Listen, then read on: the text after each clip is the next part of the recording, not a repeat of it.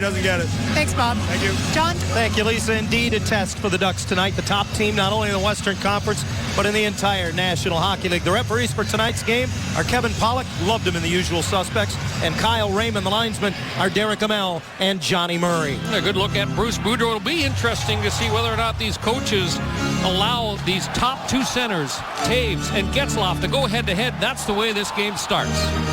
Ducks in their road whites with black numbers. The Hawks in their home reds with white numbers. Anaheim swept the season series a year ago, winning all 3 games against the Hawks, including 2 here at United Center. And it's Penner into the Chicago zone, trying to get it back to Getzlaf, but it's broken up by Hjalmarsson. Captain follows up in the corner and sweeps it behind the net. Perry is there, trying to feed it in front. Anaheim would love to test this young netminder, Antti Raanta, making just his 4th NHL appearance in goal tonight for the Hawks. The puck just won't settle down for Cam Fowler. You see it bouncing around crazily. Emerson. Sorry, John, I was going to say a little bit of an adjustment here for Boudreau. Emerson Edom back in the lineup. He's going to play with Saku Koivu and Andrew Cogliano. That's a lot of speed on the Ducks' primary defensive line. Yeah, Edom came back from Norfolk of the American League, joined by David Steckel, who had signed a 2-way contract with the Ducks in early November after not being renewed at the end of last season. He'll make his season debut for the Ducks here tonight, centering the 4th line. Kane behind the net.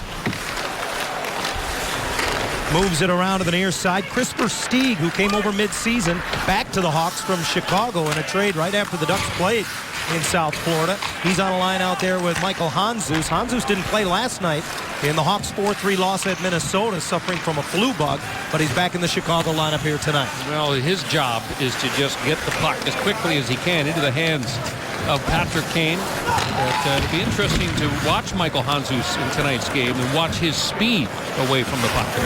Nice little play by Fisker because he pitchforked Nordstrom, the young recall from Rockford of the American League, but he couldn't get the puck out, and now a knuckleball back, reaching with the arm to make the save on the rebound, as crashing the net was Brendan Bowling. What a stop. That was just a desperation lunge by the goaltender Hiller with the right arm, and he was able to find it. Joakim Nordstrom trying to initiate the contact behind the net, forgot to play the puck, so the Ducks the other way. Solani in the neutral zone, joined by Daniel Winnick, who has his feet taken out from underneath him by Nick Leddy. Back come the Hawks into the Anaheim zone, leaning hard Jeremy Morin, but he can't get to the net. A nice job there by Ben Lovejoy. Brandon Saad battles for it on the far side, and it's lifted back into the Chicago zone. This will be an icing call against the Ducks. Well, the first big stop of the game belongs to Jonas Hiller. It was Brandon Bollig who was down after the puck had turned over in the Duck zone. Bollig goes to the front of the net. Little wrist shot bounces off his chest, but he swipes it with his hand. Would not have counted. Didn't see that at first. Hiller sprawls with the right arm. There's the little punch by Brandon Bollig. But you know what the interesting thing is? You punch it out for the goaltender like that. Hiller makes the save. If the rebound comes out to a Chicago player, it's still no goal because you are not allowed to direct it off of the goaltender using your hand to one of your own teammates. Bollig had no points in his first 43 NHL games through 2 seasons, but he's got 7 points and 4 goals this year for the Hawks. And sometimes I guess you got to get it in by hook or by crook. At least that time it was by punch. Offside as Bolesky tried to wait for Palmieri to get onside, but it was too long to wait. There's a new face, but a familiar face back in the Ducks lineup tonight. A big David Steckel, all 6'5" of him, has been recalled from Norfolk of the American League. Matthew Perreault, of course, not in the lineup because of an injury. He's been put on the injured reserve list, so he's going to be gone for at least a week. So Steckel gets an opportunity with the big club and to demonstrate to Boudreau once again that he can be both reliable defensively and that he can win a boatload of faceoffs. Can't win faceoffs when you get thrown from the circle, and that's what happened that time. Palmieri stepped in to take it, but the Hawks control. Off the glass and out, Lovejoy clears, and as it comes back in, it's Chicago's turn to be offside. This season, when the Ducks score 5 goals or more, fans, Hooters gives you 5 free wings. Print the coupon and head to Hooters, your destination for free wings in Southern California. And again, head-to-head, Boudreau quite comfortable going Getzlaf against Taves in this game. And Getzlaf controls the draw. And that's no small order because traditionally one of the best face-off men in the league is Jonathan Taves. He's in the top 10 in the league again this year. Lovejoy pinches, finds Penner, and he misses on the short side. Raanta has yet to touch the puck in this game. Perry behind the net wants to bring it in front, and he runs in to Johnny Aduya as he goes to the front of the net. Loses his stick. Ducks keep it alive, and then Perry tips it in on the hard shot by Getzlaf, and Perry checking for damages as he gets up. Now this is vintage Corey Perry. He gets drilled from behind the net as he pulls a couple of defenders towards him. Takes a shot to the head. Right here is where he gets drilled. Shoulder right on the chin. You could see the Blackhawk forward coming down and getting a good pop in on Corey Perry. Picks up his stick, goes to the front of the net, lays it down, and Getzlaf fires a strike onto the blade of Corey Perry. Bruce Boudreau's been talking about his depth scoring and lack thereof, John. He's been saying our depth guys are not paying the price in order to score goals. There's a perfect video clip for him to use with the rest of his team. You pay the price, you get into the dirty areas, you get your nose dirty, and good things will happen. Getzlaf basically passing it off of the stick of Perry, and it's the 17th of the year for Corey. So Getzlaf will extend his scoring streak now to 10 games, and it's 1-0 Ducks. Nice job by Vatanen as he got a stick in a passing lane as Versteeg was looking for Jesus coming off the far boards. Emerson Edom chases deep in the Chicago zone. Around it'll come to Vatanen, who throws it across. Brent Seabrook is there, and he angles it out. It comes through, and the Hawks with numbers as they bring it into the Anaheim zone. Drop pass off the stick of Morin, and scores! Excuse me. It's Ben Smith.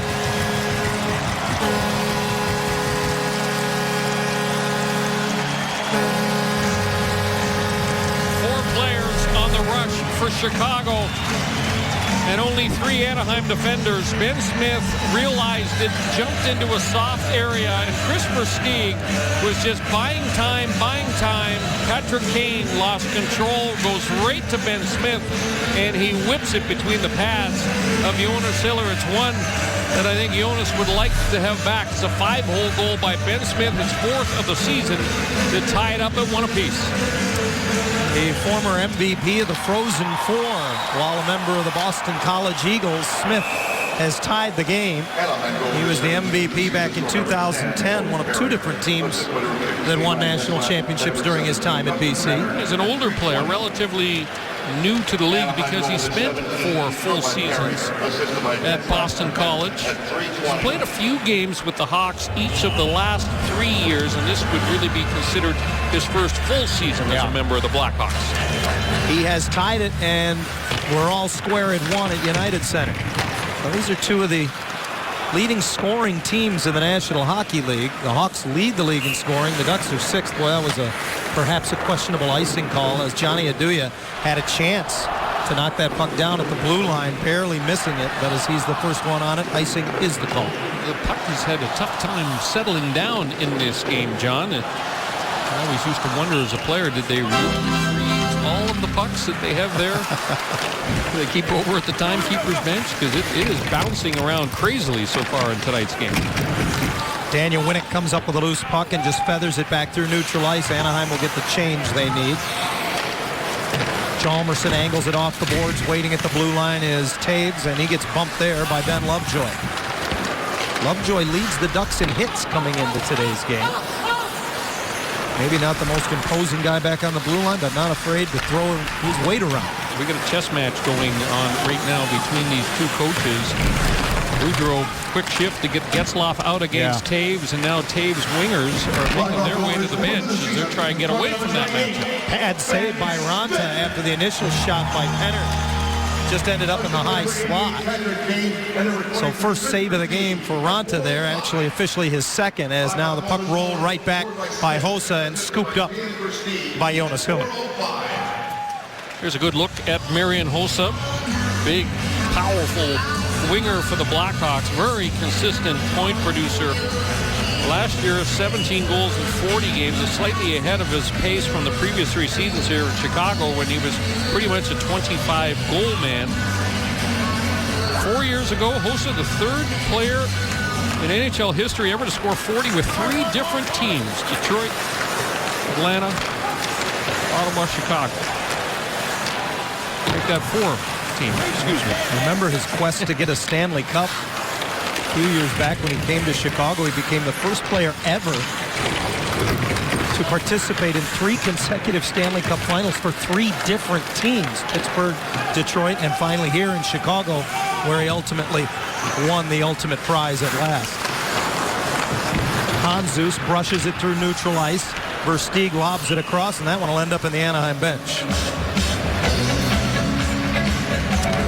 Chris Versteeg, as you mentioned, John, came over from the Florida Panthers. Of course, the Blackhawks are pretty familiar with him. He got 20 goals for the Hawks back in the 08-09 season and the 09-10 season as well. So I think a lot of general managers like to bring guys back that they are familiar with their unique skill sets. He was really struggling with the Florida Panthers, and what a breath of fresh air for him to go from a team near the bottom of the league, get picked up by a club that you like to play for. Thank you.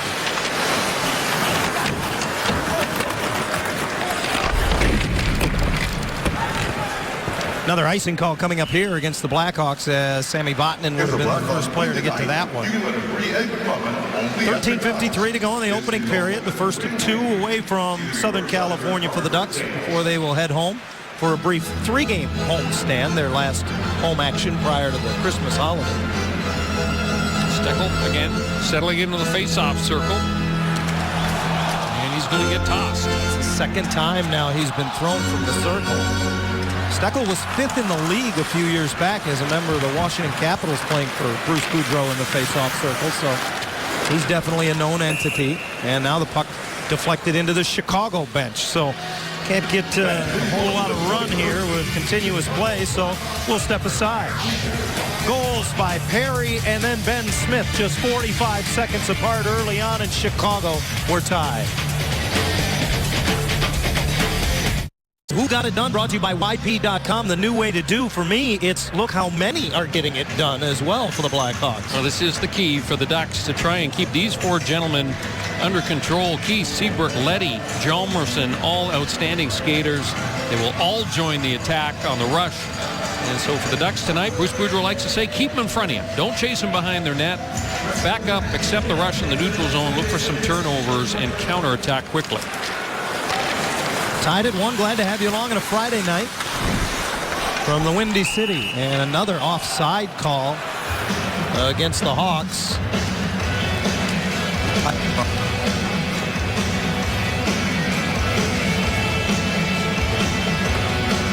Stay with us. Coming up a little bit later on in our program, as you enjoy a cold one here in the first period, we will revisit one of the better moments of the game. We call it Miller Time, as always brought to you by our friends at Miller Lite. Boy, the linesmen are busy, aren't they? Johnny Murray is just kicking people out left and right. And this time, it's Kruger who gets thrown from the circle, and I'm able to control the draw. Penner kicks it into the Chicago zone. Aduya stretches it up the near side. Nice work in the neutral zone there, as Lindholm stepped up. And Raanta stays put as the puck comes off the side of his goal. An icing call will result here. We don't know a lot about this young goaltender, but early on doesn't look like he's in a hurry to play the puck. Yeah, an adjustment for Antti Raanta coming over to North America. Typically, goaltenders who have spent a great deal of their early portion of their career playing in Europe on the bigger ice surfaces don't play the puck particularly well. And you're right, he doesn't seem anxious to touch it. Spent 5 years in the Finnish Elite League, just 24 years of age. His team won the championship in the Finnish Elite League last year over there, and he played in all of those postseason games for him, and the Hawks signed him as a free agent. It's good to be a Finnish goaltender right now, isn't it, Brian? Well, there's something that they are doing in their training of young goaltenders that obviously is paying huge dividends, because there's an awful lot of good ones. Icing call here on the Hawks, and Joel Quenneville and his team played last night, as we mentioned, but they have not had a problem with back-to-back games, particularly, Brian, when you focus on the back end. Well, look at their record last season. It's been pretty darn good so far this season, the second half of back-to-backs, and it's all about depth in my mind. That's part of the reason why the Ducks are such a good team on the second half of back-to-backs as well. A little bit more talent, a little bit more depth allows them to spread around the offense needed in order to win hockey games. This is the front end of back-to-backs where Anaheim is concerned. They are 3-2 in the front end, and they are 3-0-2 in the back end of back-to-backs as well. So both of these teams have excelled in back-to-back situations. Fowler takes one away and starts from behind his own net. Cross-ice pass finds Lovejoy, gets center red, and gets it deep. Now we're on to out to play it. Second time in a row the puck's come into his zone, and he has been out to handle. Through the middle of the ice, it's Versteeg. Now brings it to the left boards as Vatanen steps up on him, curls it down low. Patrick Kane, third leading scorer in the National Hockey League, gets it back to the line. Fake shot. Now Aduya takes the shot, tipped on the way by Versteeg. Ends up in behind the goal, and Brian Allen swats it away, and the Ducks get a good bounce. Bonino able to bring it back. Perry tried to dump it in, but right on the tape for Hjalmarsson. Boy, that gap with Johnny Oduya there on Corey Perry, so tight in the neutral zone, just no time whatsoever for Perry to get his head up and make a play. Kane takes it away down low. Brookbank's shot gets to Hiller eventually, and it was a little bit of a knuckleball when it finally got to the Anaheim goal. John, we were talking about the defensive abilities of the Blackhawks, how well they skate. When you're a good skater, it allows you to do this. We've seen it a lot with Fowler and Lovejoy for the Ducks. That was Johnny Oduya with Nick Hjalmarsson, but that gap in the center of the ice is so tight. So when you're an attacking forward, you get possession of the puck, you look up and there's a body right in front of you. It's almost like you panic a little bit. You got to make a decision, but you just haven't had enough time to really look around and in many cases make the right one. Hand pass whistled in the neutral zone here, and the look on Michael Handzus' face says it all. There just hasn't been a lot of flow to this opening period. Handzus also played for the Blues, the Coyotes, the Flyers. Had an earlier stint with the Hawks, the Kings, of course, the Sharks, and now he's back in Chicago. So at age 34, a very well-traveled Michael Handzus. He's had a tough year, too. He missed 14 games with a lower body injury. Then, as I mentioned earlier, didn't play last night because of the flu. In fact, didn't even travel with the team. He's got it in the Anaheim zone, and he tries to shake off Nick Bonino. Plays it back to the line. Brookbank slides it across. Letty's shot tipped on the way, but actually just blocked by Versteeg, who runs it down high in the zone. Kane brought it all the way to the stripe and then keeps it in, flips it towards the net, a backhander that's blocked back, and Teemu Selanne comes up with it. Lobs a long cross-ice pass, and Bonino bumps in the corner as he goes deep into the Chicago zone with it. He and Selanne want to change now as it comes back the other way. Brandon Saad trying to get an angle. Vatanen takes him wide. From behind the net, feeds it out, and Seabrook didn't get much on that shot. Remember what Bob Woods was talking about wingers picking up those point men. Delayed penalty coming up to the Ducks here as Seabrook forced to bring it out to neutral ice. Duncan Keith hands it off. Jeremy Morin with it. Rolls it ahead. Saad off the wing. Looking for someone coming late, and now the net is off behind Jonas Hiller. Jonathan Taves ended up in the goal crease. It's a tripping call, says Kyle Raymond, and Chicago will have the game's first power play when we return. That's a tripping call against Matt Bolesky. He was hunting down Jeremy Morin, and just see the blade of Bolesky got the front toe cap of the skate of Morin, and that was enough to upend him. The Ducks penalty kill has been very good, certainly over the course of the last 6 games. In fact, they're perfect. They haven't allowed a power play goal in their last 6 games. 24 straight kills. And true to form, Coach Boudreau gets Ryan Getzlaf over the boards. The first part of the segment of the penalty kill. That's been a change this season with Getzlaf assuming a much more prominent role in the penalty kill. I just want to point out that 24 for 24 in the last 7 games. I was able to do the math on that one in my head. It's 100%. I saw you with the pencil in your hand. Kane rims it around and in, and Brian Allen reverses it. Taves upended, and a centering pass picked off. Nice play by Winnick, who laid the stick down to take away the passing lane and easily ices. Yeah, Saad had Patrick Kane on the doorstep, come close to delivering that pass. Rimmed around and in by Patrick Sharp. He's a trigger man. He leads the Hawks actually in shots on goal.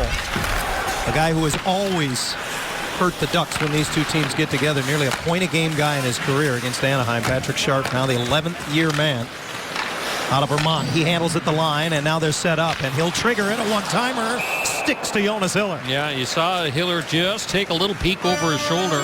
Patrick Sharp, a forward, back on the blue line. He's got a great one-timer, and he's on his off wing right in the middle. He hammers it. Boy, how does that puck get through? It looks like both Saad and Lovejoy are right in the shooting lane. You saw Saad at the very last second kind of step to the side, give it the old Olay, and Jonas Hiller was able to locate that puck. 53 seconds remains in the penalty to Bolesky, and Handzus with a clean win to Leddy. Walks it to the middle, hands it off. Hosa's drive blocked to the corner off of Fowler. Fowler, incidentally, the block shot leader for the Ducks, goes and takes it away from Handzus and fires at the length of the ice. Hosa had a goal on the power play last night at Minnesota, a game in which the Hawks gave up the game winner with just over a minute remaining in a 4-3 loss to the Wild. There's a rebound off a long wrist shot from Seabrook, and the loose puck behind the net will give time and space to Nick Bonino, and he makes no mistake, lobbing at the length of the ice. Short hop by Raanta, who plays it right into Perry, who very nearly gets a gift from the Chicago netminder. Well, here's what we know already about Antti Raanta. Make him handle the puck. And he almost coughs this one up. Boy, oh boy, shovels it right into Perry, and then it's a battle. And the Blackhawks are late getting to Corey Perry. Had a couple stabs at it. It's not good. When the goaltender does not slide his hand up the shaft of the stick in order to make a play on the puck, if he just keeps it right down near the shank, that's a problem.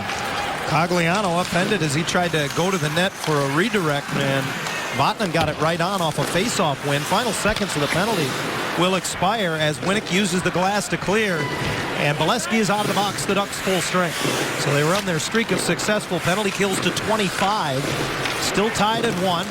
With just under 8 to go in the opening period in Chicago. Taves cuts in, brings it to the front. Save made by Hiller, and then he gets his own rebound. Curls it off the end boards, and Sharp has it below the goal line. For Hosa, 6 points in his last 6 games for Marian Hosa as he dangles with it in the corner.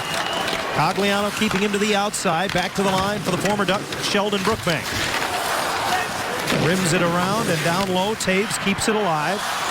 Sharp is there, tries to center, does get it through. Hosa thinks better of the shot, gives it to Taves. He just missed. Yeah, he did not miss by much. Brian Allen was in front of Jonas Hiller, and I don't think Hiller ever saw that shot. Brookbank able to keep it. And now Leddy off his skate gave it to Sharp, who couldn't find it. And Winnick gets it from Koivu and trying to get it over to Cogliano as the Ducks change. Boudreau puts his top checking line back together for that last shift. Didn't take long. Koivu, Cogliano, and Winnick. Joakim Nordstrom tips it into the Anaheim zone. Nice outlet, finds Perry as Getzlaf dropped down low to help out. Into the middle of the ice, Fisker joins the rush. High wrist shot blockered away by Raanta. And Hjalmarsson, the Swedish native, is able to get to it off the glass. Shoveled across on the backhand, and Johnny Aduya will get it deep into the Anaheim zone. Aduya, the former New Jersey Devil, Atlanta Thrasher, and Winnipeg Jet before he came here to Chicago. Lindholm finding some open ice from out of his own zone. Hampus gives it to Getzlaf through the middle. He'll just wind and fire as he gets inside the blue line. Partially blocked by Versteeg. He carries on and then fans on it, did Getzlaf, as he tried to get to it on the far boards. He'll go to the bench to finish his shift, and then Kane draws Versteeg offside with one last move at the blue line. All square in Chicago. The Hawks have had the game. United Center here. We're told a group of about 50 or so strong in attendance at United Center. They're pretty easy to pick out. They're the ones not wearing red. I'm also told they were pretty easy to pick out last night on the streets of Chicago. They found a local establishment, planted a big orange giant Ducks flag on the front of it.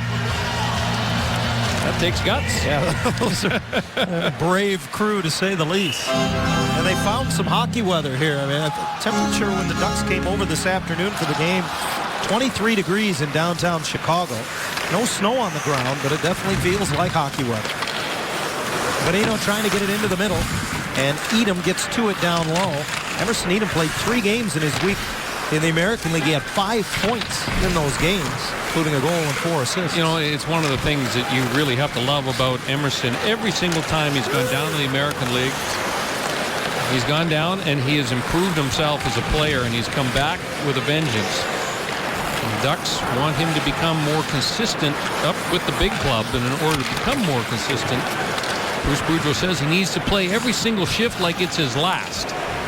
Well, the Hawks not giving up the zone as Hanzus was able to keep it in, and now Seabrook and Keith working around the perimeter. Brent Seabrook settles it. No, he's able to settle it, but not until it came outside the stripe. So the Hawks will change as they get onside. Kane hit hard by Lovejoy as he lobs it into the Anaheim zone. Fowler moves it away from the on-rushing forecheck of the Hawks. And it goes off of Saad over the glass and out of play. Good look at Ben Lovejoy, who continues to impress. Just a great chemistry. Talk about it a lot between he and Cam Fowler. 2 excellent skating defensemen who defend differently than your traditional shutdown defenders. They use a great speed of theirs. But I just look at them, John, and they just get such good reads off one another. 11 blocked shots in the last 2 games for Ben Lovejoy. I was talking about Fowler's shot blocking prowess a moment ago. It's starting to rub off on his partner a little bit.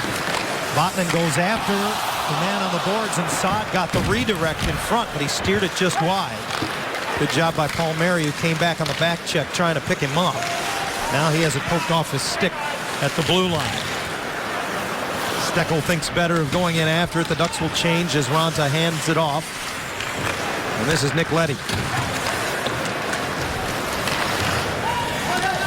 Fowler got a piece of it as it was chipped to center, and now Lindholm chases it all the way back behind his net. He's flushed out immediately and sends it ahead. Koivu unable to tip it into the Chicago zone. A quick transition for the Hawks. Seabrook joins the play deep in the zone. Taves from behind the net, fires it in front of him right through Hossa, and his lob back the other way. Fowler gives it to Koivu. Looked like Saku was actually thinking about changing there, and then when the pass came to him, he tried to carry on. Now, he had Winnick for a split second, but could not get the puck to him. Speed for the Blackhawks, sharp into the Anaheim zone, but his back pass intended for Hossa went off a skate.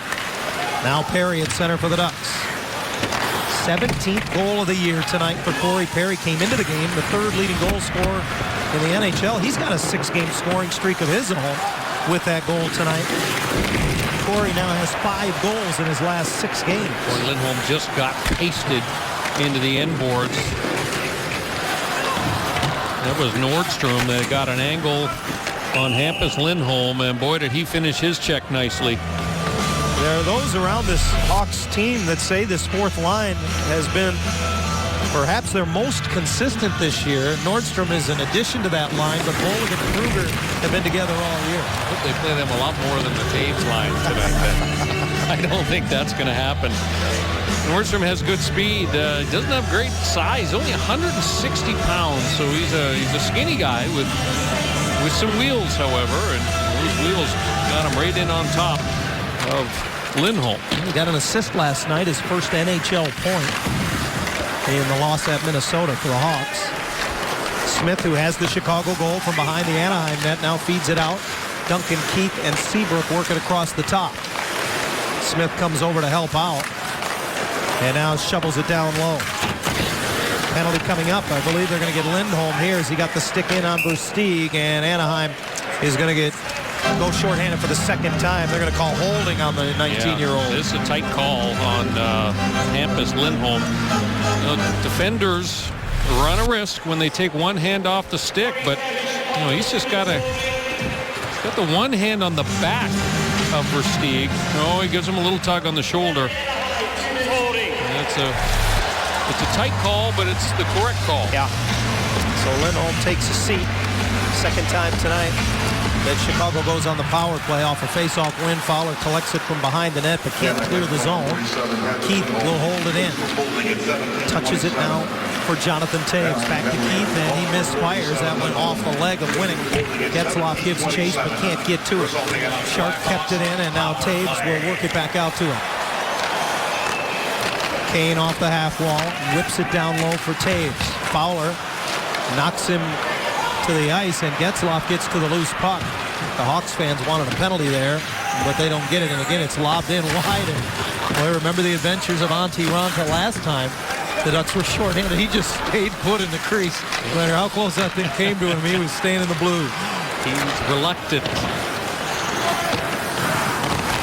Brian Allen gets to it on the far wall, and the Hawks can't get to it. Look out here. Squirts free as Cogliano got enough left in the tank to battle Sharp off the puck. It's underneath Sharp as he falls back in the Chicago zone. Good hustle play there by Patrick Sharp. And now Kane forced to hinge it back. The Chicago power play under a minute remaining now. Yeah, good job by the penalty killers here. They have not allowed them to get set up. Letty feathers it in and then goes after it, lifts the stick of Fistrick. And now the puck battles continue. Versteeg's pass ricocheted into the high slot. Letty moves it to the corner, and Morin is hit there. Jeremy Morin picked up his first goal of the season last night in Minnesota. Now he battles it back to the line for Letty. Under a minute to go in the period, 20 seconds in the Chicago power play. Letty again having to reach for that return feed, able to touch it for Hossa. Bonino keeps him wide. Hossa bounces it into the middle. Morin brings it back. Second power play unit for the Hawks. Down to their final 5 seconds. And Morin puts it on net. And Hiller freezes as he holds on to it. He knew he had it. He just didn't want to drop it. We'll give this shot up all night when you are killing a penalty. From the boards, no one in front. Jonas Hiller down a little bit early perhaps on that one, but he still manages to hang on. I like the Medusa after he made the save, though. Just didn't move an inch. He knew it was stuck there somewhere. Happy birthday to Cam Fowler, who celebrated his 22nd yesterday. Heard a few of the players wishing him birthday well wishes on the plane. I was talking with Pat Foley, the Hawks television broadcaster, and he said, man, that kid seems like he's been around forever. Just 22 years of age. And the Ducks are going to get the clear the hard way here, as icing will be the call. Good stop by Hiller, kind of a chaotic play. Fowler looks like perhaps a shot, took a little bite out of him. Anaheim has blocked a lot more shots. And Fowler trying to catch his wind right now, and Getzlaf is going to stall a little bit. Here's the block shot. Happy birthday. Yeah, happy birthday. Hard to see where he took that one, John, perhaps off the inside of the left leg. He's forced to stay out off the icing call, and now he knifes it to the near side. Perry to the line, not out. Aduya held it in, a long wrist shot whipped wide off the stick of Kane. And now forced back into the crease by Sharp and covered by Hiller. Just 0.5 of a second left in the period. That was Ben Smith, I beg your pardon. He knew the clock was running out. He just threw it into the Anaheim goal crease, hoping for a bounce. A couple of power plays have kind of allowed the Hawks to play a lot more with the puck on the offensive side than the Ducks have been able to in this period. But once again, Anaheim's penalty killing has really been something.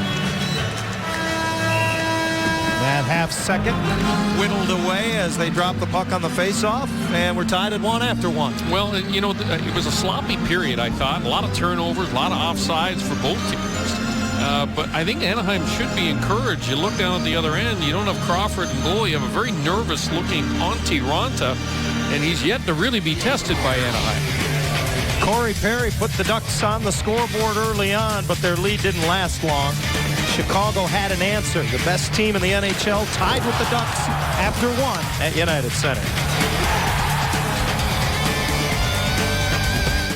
For you.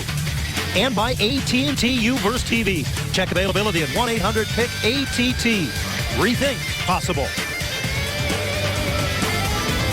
The Ducks struck first at United Center, but the Hawks had the answer, and we're tied at 1 after 1. Still a few minutes before the start of the second period of play. John and Brian with you up in the broadcast booth. And I got to feel like the Ducks want to test Antti Raanta a little more than they did in that opening period. You mentioned the 2 penalty kills kind of broke a little momentum for them. I think it did. Nothing that he did in the opening 20 minutes was confidence inspiring, I don't think, for his team. So the Ducks would love to get to him. Let's take a look at our highlights from the opening period. Brandon Bollig gets knocked down, tries to punch the puck past Jonas Hiller. He cannot. And then this is just guts and sheer determination by Corey Perry. He gets hammered, finds his stick again, goes right back to the blue paint, and accepts a beautiful feed from Getzlaf. The big line getting it done once again for Anaheim. Unfortunately for Jonas Hiller, this is a goal he'd like to have back. Ben Smith's wrist shot goes right through him. It's the 5-hole goal that ties it up for the Blackhawks. Antti Raanta had a couple of adventures whenever he moved out of his crease to handle the puck. Corey Perry almost able to exploit him. And Jonathan Toews, we said this about him in our open, he gets a lane to the net, he's bringing it to the front of the goal, and that was a good save by Jonas Hiller. Let's take a look at our stats from the opening period. See, the Ducks had 8 shots on goal. Well, Corey Perry had 5 of them. In fact, only Saku Koivu was the only other forward in the Anaheim lineup that had a shot on goal. That's not good enough, and depth scoring has been an issue for the Ducks. And the interesting battle that we're watching play out is that battle in the faceoff circle tonight. I tell you what, Ryan Getzlaf won 7 of 9 draws head-to-head against Jonathan Toews, so a good job in that regard by the Anaheim captain. For more, we go to the Anaheim bench. Lisa Hillary standing by with Brad Lauer. Brad, Chicago's spending a lot of time in your zone. How do you balance that out? Well, I think the biggest thing is we have to have communication right now. It seems like we're not communicating, and we're getting to running around. We just got to talk a lot more and sort things out. Thank you for the time. John? Thank you, Lisa. A couple of teams that are very good at playing 5-on-5 hockey. The Blackhawks plus 22 coming into tonight's game. In 5-on-5 situations, the Ducks not far behind at plus 18. So no surprise that there were no special teams goals in that opening period. But Anaheim would love a crack at the power play at some point in time. Well, you know, it's the old story, though. You got to get to the front of the net. You got to get pressure on your opponent in the offensive zone, have sustained pressure. It's usually when the defending team tires and does take penalties. And the Ducks did not spend enough time in and around Antti Raanta in the opening 20. And now 26 consecutive penalty kills for the Anaheim shorthanded unit. Certainly not to be overlooked. That unit we showed you earlier in the broadcast got off to such a slow start. They come into tonight's game above the 80% Mendoza line, if you will, creeping up on 81%. And Chicago, obviously a team that you would like to draw penalties against because their penalty kill is, well, that's their Achilles heel and perhaps their lone weakness. Yeah. They rank 29th in the NHL on the penalty kill, so you got to get opportunities if you're going to be able to exploit that. And the Hawks take the second fewest amount of penalties in the league, so they don't give you very many opportunities. They did, however, give up 2 power play goals last night in the loss at Minnesota in 3 shorthanded situations. So it's not like that unit is going in the right direction for Joel Quenneville. We get an icing call just 16 seconds into the second period. Quenneville was barking at the 2 linesmen on the play, and one of them went right over to the bench and addressed the coach's concerns immediately. That's not getting Joel Quenneville to back off in any way, shape, or form. I just like the linesmen to start dropping the puck. Yeah, we begin the second period with another centerman tossed from the circle. And Bonino wins the draw. Solani slides it across. Lindholm throws it to the net. That hit Edom on the way and never got to Raanta. No, it's a good shot by Lindholm. The traffic was established in front of the net. And unfortunately, he hits his own player and does not get through. But, you know, you get more bodies going into the blue paint and good things are going to happen. So something I'm sure that the Ducks talked about in between periods. Hossa using his big frame in the corner to try to protect that puck as he's pinned to the corner boards by Mark Fisker. Comes away with it, gives it up. Saad rims it around. Toews tries to step in front. It ricochets out to Seabrook, and it will come out to the neutral zone, forcing the Hawks to regroup, and they'll make some changes as they do. Keith tips it into the middle of the ice, and Toews bumped by Getzlaf as he tried to gain entry to the zone. Getzlaf able to knock it away as Fowler tied up his man in the corner, and the captain the other way with Pennant. Knocked off his stick, it comes to Pennant, and he fails to get it in as Chalmerson held the line, and offside is Sharp trying to catch the Ducks.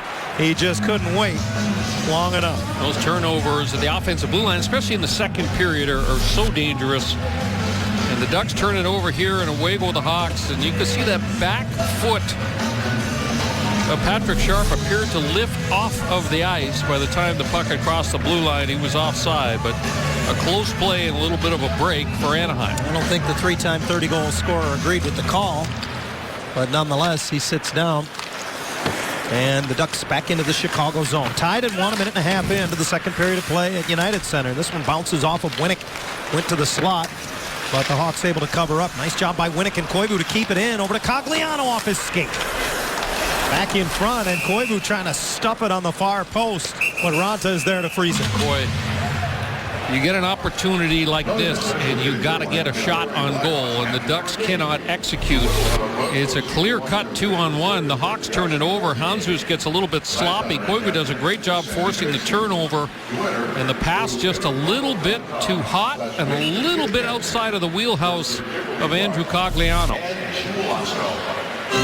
Steckel steps in to take the draw, and into the slot. It comes ripped wide by Palmieri. Boy, that was a fortuitous bounce, to say the least. Brookbank tied up by Bolesky on the far wall. Palmieri comes in, but Handzus digs it free. And the Hawks will move it to the near side. Versteeg at center, joined by Kane. He's stepped into by Palmieri. That frees the puck up. Allen's pass will ricochet right on goal, so no icing. Handzus gets it from his netminder. Versteeg sweeps it deep into the Anaheim zone. Allen back to get it.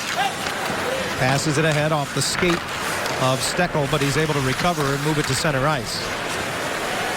Bolesky, Palmieri, and David Steckel, the fourth line tonight for Anaheim. And here's a turnover, and Steckel was still changing inside the blue line as he was stepping on the Anaheim bench, so the play is offside. Oh, that's a tough play. That's a real tough play. The Ducks get a turnover. They've got a couple of turnovers, John, here in the early part of the second period. They just haven't been able to convert them into clear scoring chances. So the faceoff comes back outside the stripe. Ducks have the big line out there with Getzlaf against Chicago's fourth line here, as the Hawks unable to get it deep, so they don't get the change they want. Now Solani busts in.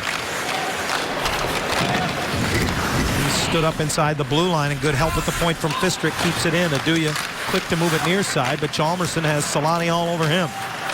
So he returns it to Aduya, and he'll try the other side. Long rink wide feed taken by Bollig. He gets it deep and then stepped on the puck as he tried to ride Fistrick into the boards.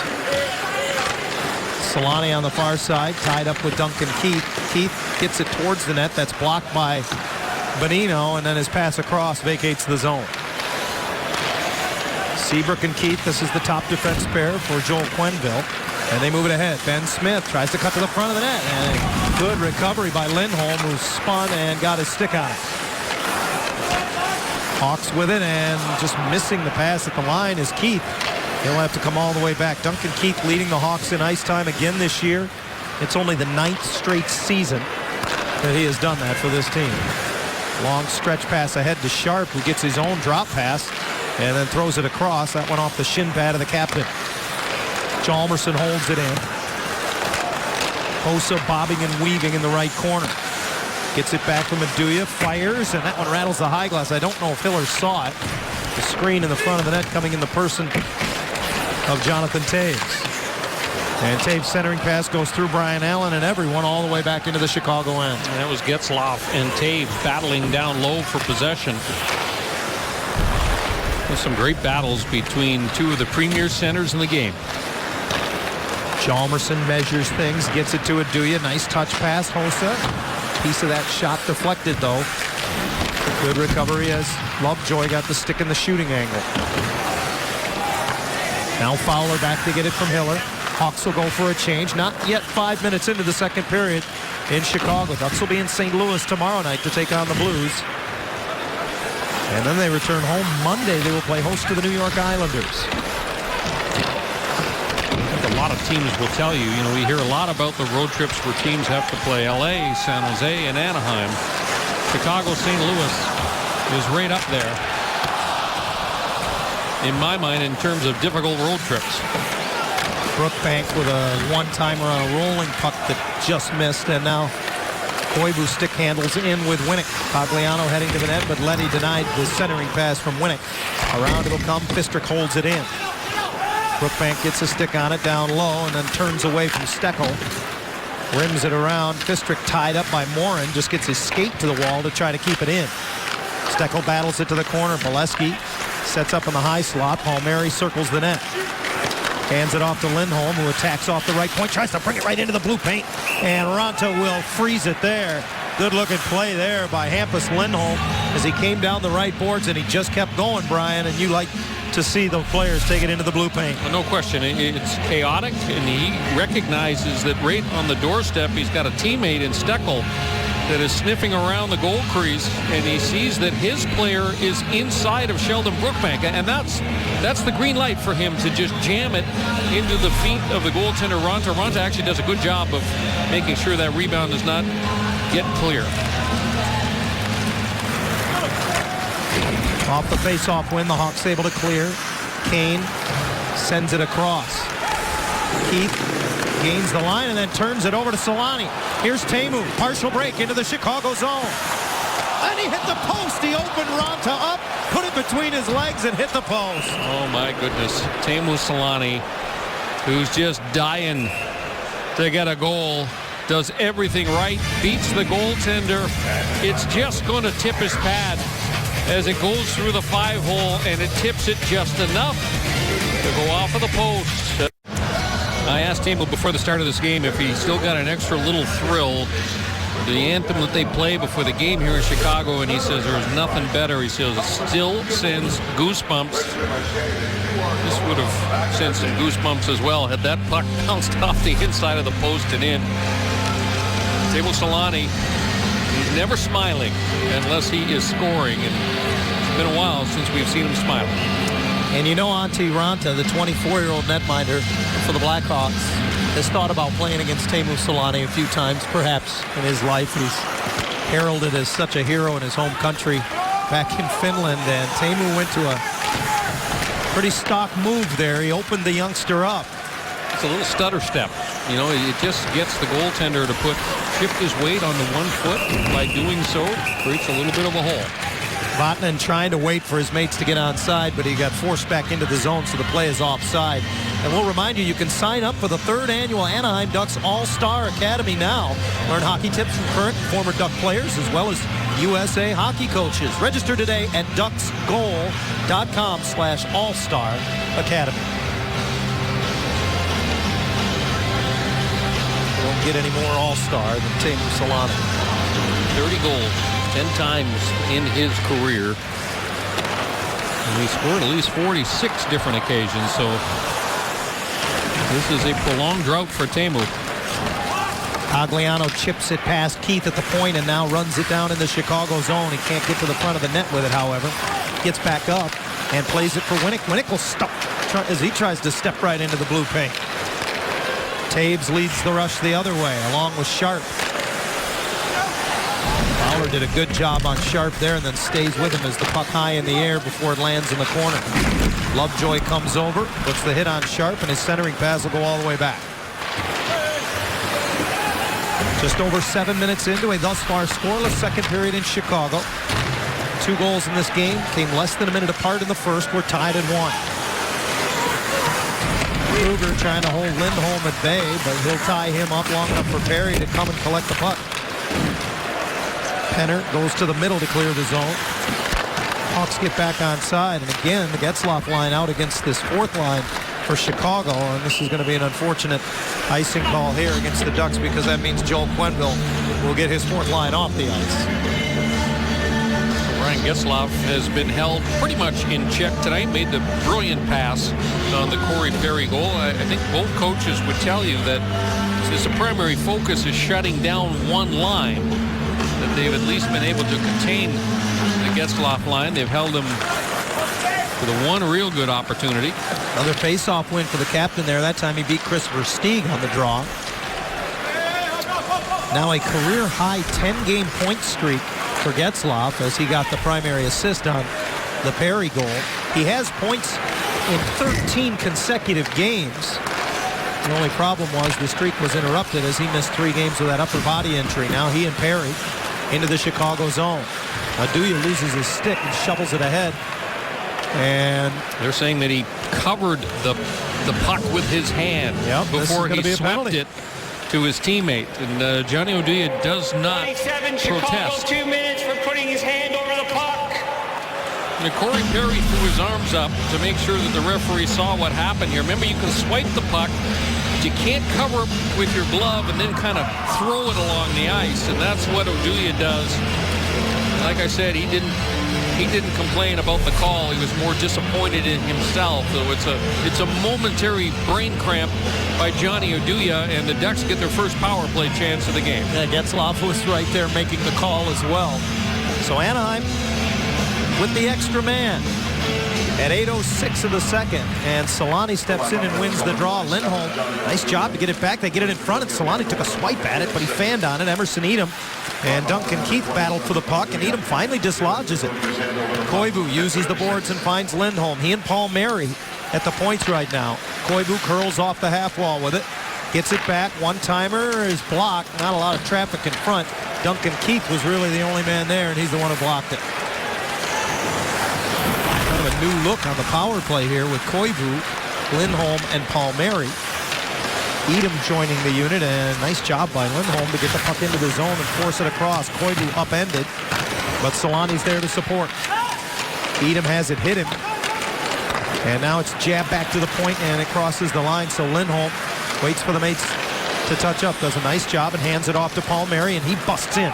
Goes wide on Hjalmarsson, brings it in front, and a poke check, laying the paddle of the stick down from Raanta. Roy, it's a nice play by Carl Palmieri, and that's, again, a much more aggressive posture taken by Palmieri. Hjalmarsson can't clear past Fowler. 50 seconds in the power play. Ducks are set up now in the Chicago zone into the middle. Palmieri wanted to one-time it, but he was able to settle it and at least keep possession. Koivu comes off the half wall. Edom, boy, passed it right through the blue paint. Solani gets it off the near boards. Into the middle and swept wide by Koivu, trying to shoot it all in one motion. Hjalmarsson got a piece of it. Well, that spot in the middle has been available to the Ducks. Puck comes loose. Koivu slides it over. Solani, oh, he didn't get much on it. And Raanta make the save. Just not quite in the wheelhouse for Solani. And he couldn't get enough on that puck, but boy, a good look by the second power play unit there, John. Bonino carries it in, drops it back. The penalty winds down as Getzlaf pulls it in and scores! Perry in front got a piece of it with 1 second left in the penalty to Aduya, and the Ducks make the Hawks pay on the power play. Second power play unit put pressure on, fatigues the penalty killers a little bit, and the big guns jump over the boards. Does Perry touch this puck or just provide the screen? The Ducks don't much care. But a lot of people have been asking me about Getzlaf shooting the puck this year. Why has he been shooting it more often? And I think it all goes back to net front presence, whether it's Dustin Penner or Corey Perry. A lot more encouragement for Getzlaf to shoot the puck when he gets the feeling that the goaltender can't see the release. I don't know if Perry touched it upon further review, so I would think that's going to be the captain's goal. A power play goal for the Ducks, and they have the lead back. 2-1. And the Hawks' woes on the penalty kill continue. They have given up a power play goal in 3 of their last 4 shorthanded situations. The middle of the 4-man box was wide open in that sequence. You saw the first unit try to exploit it. Ryan Getzlaf able to do. Ryan Getzlaf is going to get this power play goal, but Corey Perry certainly impacts the play. But watch the right skate of Perry in the stick of the goaltender. It blocks Antti Raanta from getting that stick down on the ice. Getzlaf fires it right along the ice. It goes through the wickets. So that's what happens. Net front presence. That time the goaltender can't get the stick into the proper position. And a good, smart play by Getzlaf. Perry cleans the windshield in preparation of another shift. And the Hawks go back into their own zone after. So special teams. Anaheim 2 for 2 on the kill and 1 for 1 on the power play. They lead 2-1. Halfway through the hockey game in Chicago, Versteeg pitches a backhander. It's punched back to Brookbank, and a good save by Hiller as he flashed the right leg pad. Sheldon Brookbank has had a couple of opportunities tonight for the Hawks coming down from that right point position.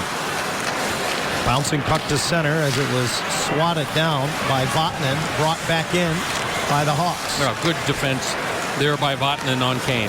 Kept him to the outside. Now the cross-ice pass forces Seabrook below the bottom of the circle, batted out of midair by Versteeg. Keith on the stripe gives it to Handzus, and the Ducks come up with the turnover. Winnick, joined by Steckel and Cogliano, goes to the bench for a change as he pitches it in.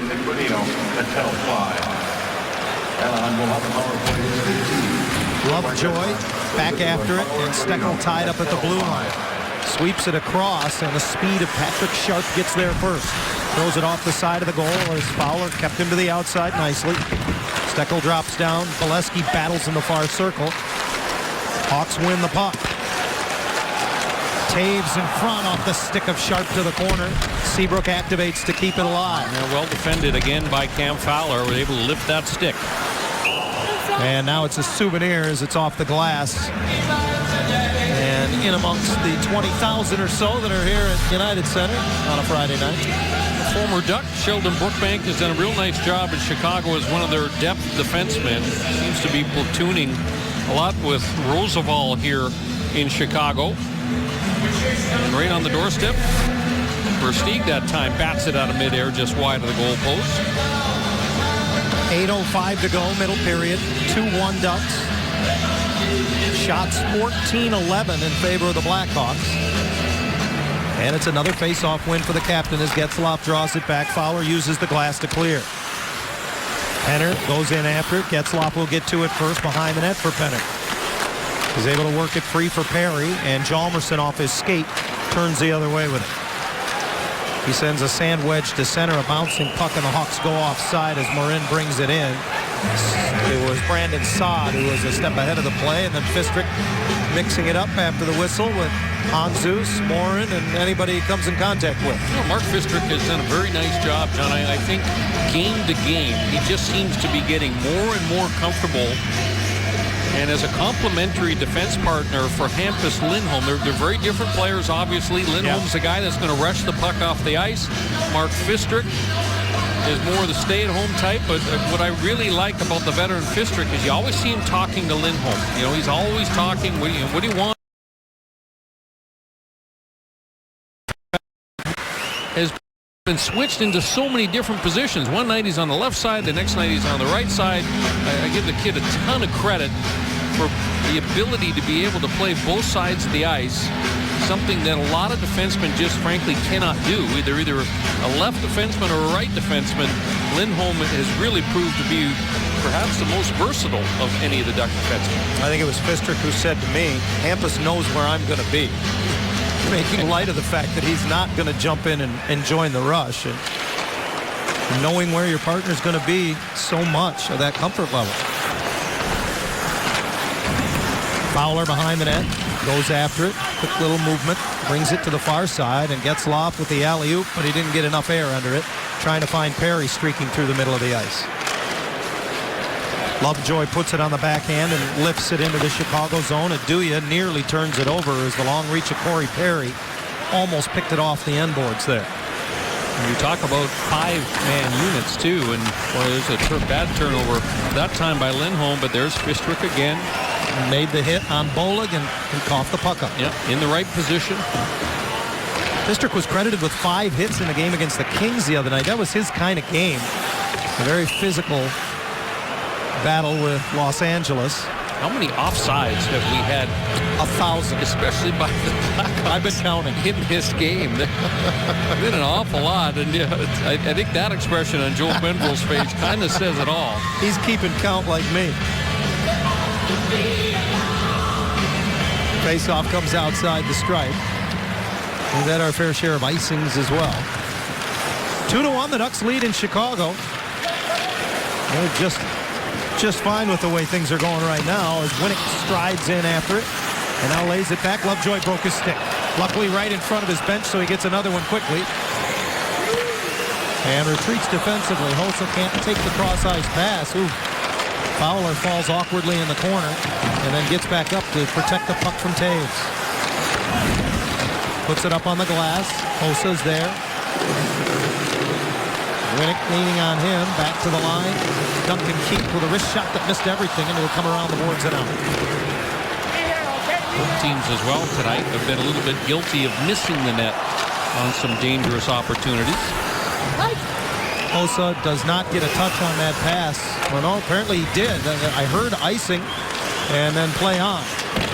So play on they do. And the puck squirts into the middle of the ice. Steckel with it for Bolesky. His shot blocked, got it back, and bounces it on goal. Ranta makes the save. Palmieri sneaks it by on the short side, and Ranta hugging the post. Unsure, no indication from the official. Kevin Pollock is right there. When the Ducks started to celebrate, they thought it was in. No indication from Pollock. I think he's pointed at the face-off dot, though.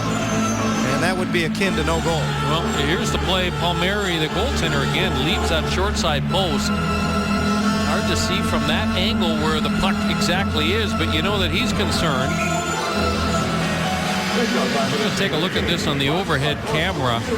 So much of his body is behind the goal line that this one might be interesting. We'll know more, I should say, when we come back.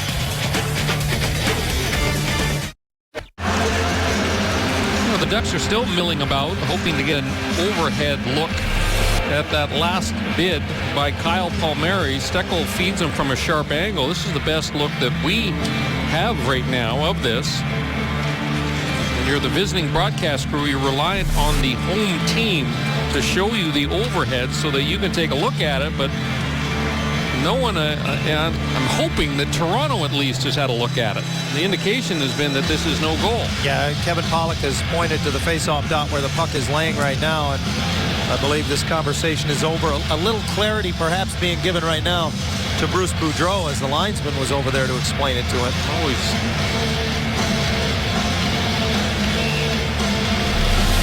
Here we do have the overhead. And watch the goaltender squeeze up against the short side post. Looks to me that he has trapped the puck outside of the goal post. So an unorthodox save. There's a better stop right off the faceoff on Matt Bolesky. Set up nicely on the clean faceoff win. And now Palmieri, who was checking that stick as he lined up for the faceoff, decides that it doesn't sound like it's got the structural integrity that he wants, so he goes to the bench and gets a new one. Steckel again to take the draw as Bolesky sets up directly behind him as the trigger man again, and he'll fire one more time. Blocked, and Palmieri, as he falls, sweeps it wide. Remember, they got Dave Steckel back into the lineup because he wins faceoffs, and there's a couple of examples. Tries to touch it as he came off the half wall and leave it there, but Bolesky unable to get to it, so Anaheim regroups, and right up the middle off the stick of Steckel, it's played by Ranta. Bolesky tries to kick it up the wall, runs into a little interference there, but Palmieri, third guy high, keeps it in and backhands it off the pad of Ranta just wide. Ranta almost whiffs. Vatanen fires, and that hit Brookbank in front. The goal stick of Ranta broke, lays in front of his goal crease. Hawks back the other way as Kane tries to make a move inside out. Brian Allen uses the long reach to force him behind the net.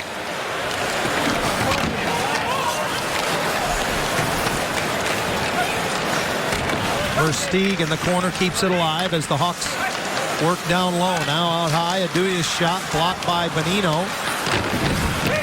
And he'll go to the corner with Versteeg after it. And Allen's going to take a penalty here as he cross-checks Taves in the corner. To the bench goes Ranta, who didn't have a stick anyway. And the extra attacker on for the Hawks. Hosa, middle of the ice, winds and fires. It skips wide off a deflection. Chalmerson again plays it back, and now off the stick of Solani. They'll get a whistle, and the paying officials at United Center don't agree. That didn't really constitute possession, but Kyle Raymond blew the whistle nonetheless. Kind of a quick, twitchy trigger finger on that, calling that play down. The Ducks will take it. Brian Allen, right side of your screen here. Jonathan Taves knocked headfirst into the board, so that could be, I think it's going to be boarding, could be cross-checking. Moments before that, boy, everything I see from Antti Ranta tells me that he's not NHL material because he almost whiffs on a 20-foot backhander by Kyle Palmieri. The Ducks have got to test this guy. Well, for the next 2 minutes, they're a little more focused on keeping Jonas Hiller out of the line of fire. Third power play of the night for the Hawks. Kane's shot blocked in front as Saad was trying to screen. Lovejoy working on him. Fowler makes the short pass up the boards. Getzlaf gets it to the line, and Winnick does a nice job to win the puck. And here he comes shorthanded. Nice pass back for Getzlaf, who keeps possession and curls out of the corner with it. Wide open is Lovejoy at the point. Settles it down and steers it back down low for Winnick. Winnick brings it in front. And now we'll rag it all the way back for Fowler. Good work by the Duck penalty kill here, and Lovejoy settles it and rips it the length of the ice over the head of Raanta. Always makes me nervous. That puck goes over the glass. It's in the netting. It's a penalty. Yeah. Still over a minute of power play time remains for the Hawks as Sharp carries to the right corner. Knocked to his knees. He hooks it down low for Taves, working on Lindholm. Now it's Kane out of the corner. Looks to the line. Sharp gives it back to him, and he comes off the half wall with it. Good nice play. job by Koivu, who got a stick on that center Great pass. defensive play by Koivu. Cogliano on his horse, shorthanded, cuts across the slot. Oh, and he went against the grain and just missed. Bonino takes a hit, but makes the play as he shovels it in behind the Chicago goal. 35 seconds left, and the penalty to Allen. And it's Nick Leddy who starts out for the Hawks. Seabrook gets a touch on it, redirects it deep. Lovejoy gets there, settles it, and all kinds of room up the middle to ice the puck. Raanta will play it himself for Seabrook. 15 seconds in the Chicago power play. Across the line for Hossa. Centers, there's Versteeg in the slot, blocked, got it back, and he scores.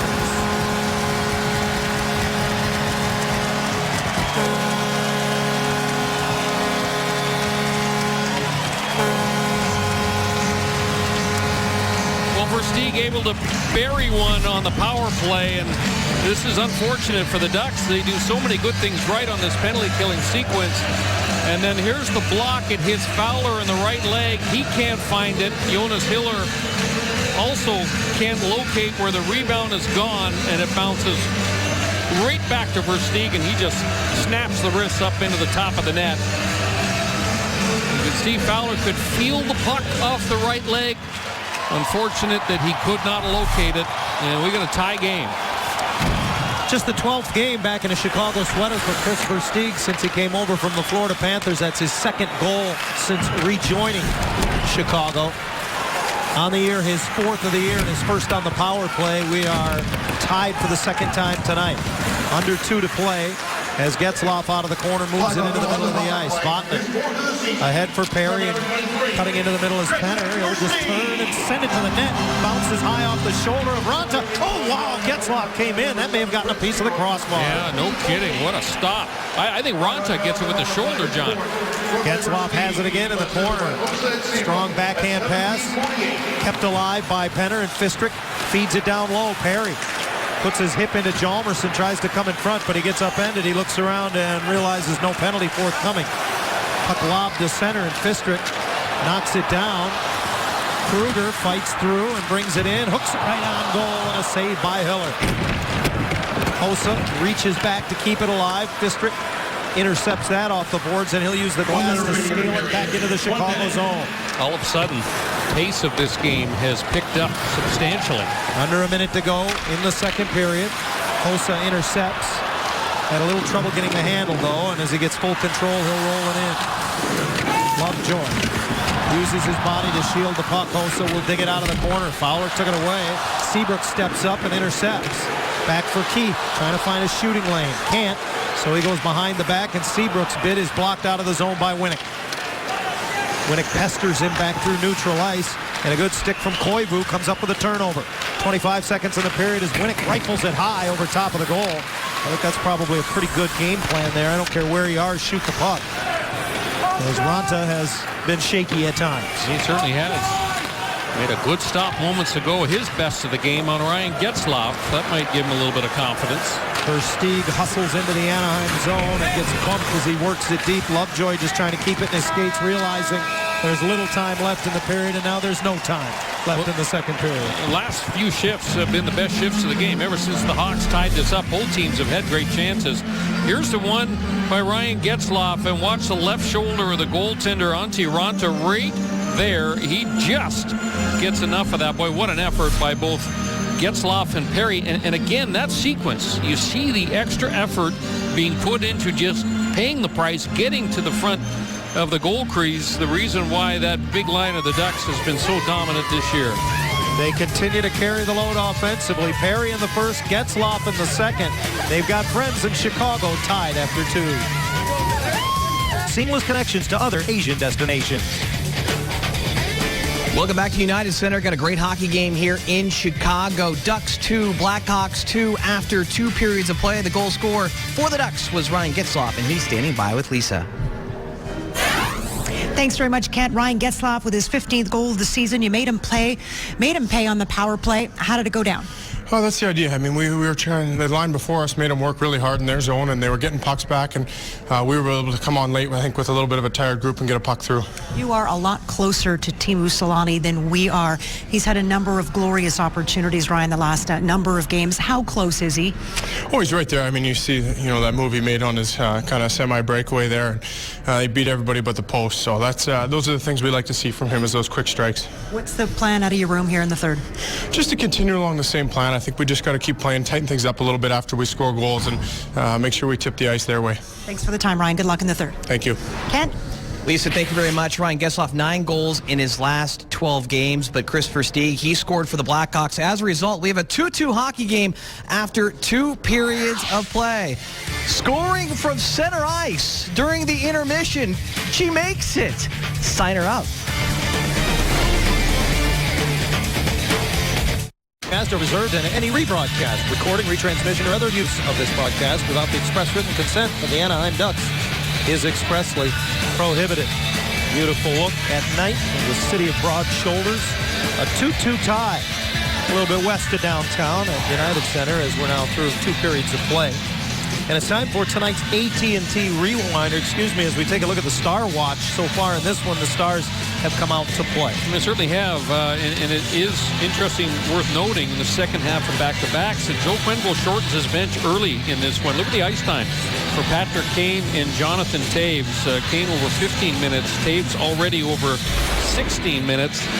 Getzlaf and Perry have been their usual gritty, productive selves. That was Corey Perry paying the price on the opening Ducks goal of the game.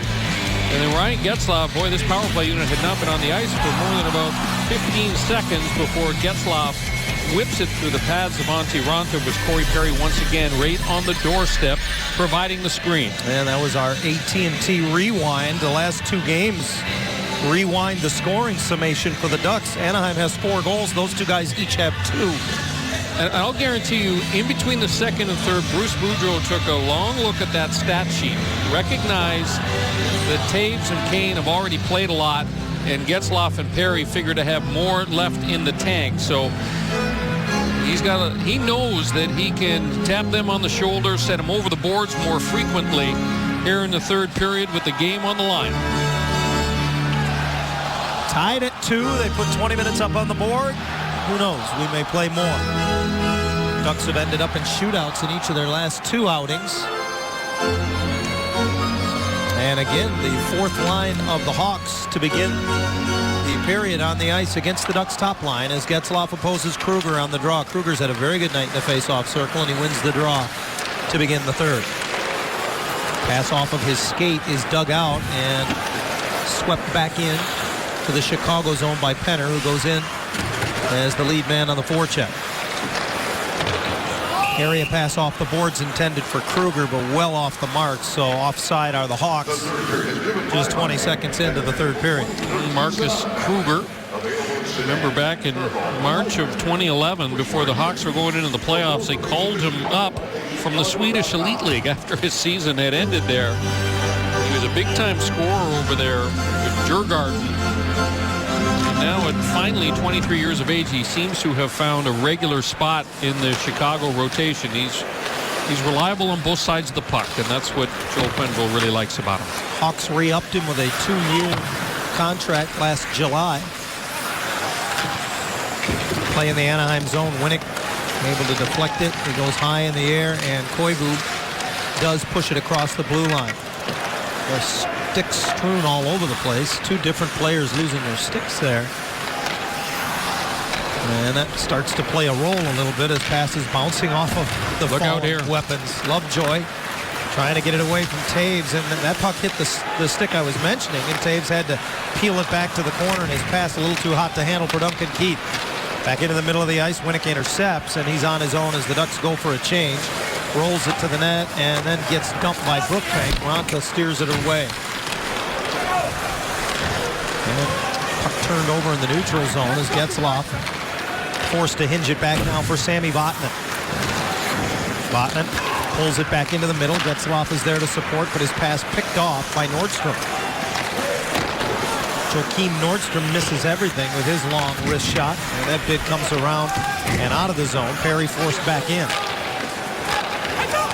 Allen moves it ahead. You could hear the Anaheim bench telling Penner heads up as there was a Chicago player coming right off the bench, and then Vatanen unable to split the D. That was a good play. Sami Vatanen came late with speed through the middle of the ice and almost in alone free. Handzus trickles it in behind the Anaheim goal. Hawks go for a change.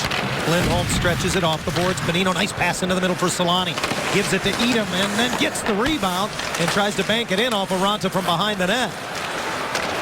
Edom keeps it alive. Bonino knocks it down, and a backhander by Solani is smothered by Raanta. He just continues to get chances, Teemu Solani. And if they keep coming, eventually one is going to go in for Teemu. On the doorstep, that time Raanta did a good job of sealing off the short side. And then kind of a rolling puck that Solani shovels. You can see that Raanta was well positioned out in front of the goal crease, so not a lot of space for Teemu on that shoveled backhander. Raanta is 2-0 on the season. He started twice and come in relief a third time. Last outing was at Phoenix on November 30th. Made 32 saves and a 5-2 Hawks win. Well, it's supposed to be Nikolai Khabibulin, who is the backup here with the Chicago Blackhawks, and he is out with an injury, so Raanta has been recalled. We're very pleased that they signed him as an unrestricted free agent this past offseason. Bistrick's point shot was deflected over top of the net by Bonino. And now played back by the Hawks. No icing as Lindholm gets to it. Nice outlet pass into the neutral zone, and Bonino can't quite get it back from Edom. Edom pushes up the wall, though, and knocks it away from Leddy. Hawks will try the near side. Versteeg protects the puck as he got it to Ben Smith, and then Edom finished him. Emerson Edom been hitting anything that moves in red here in this third period. Bonino gets it deep. Ducks will change.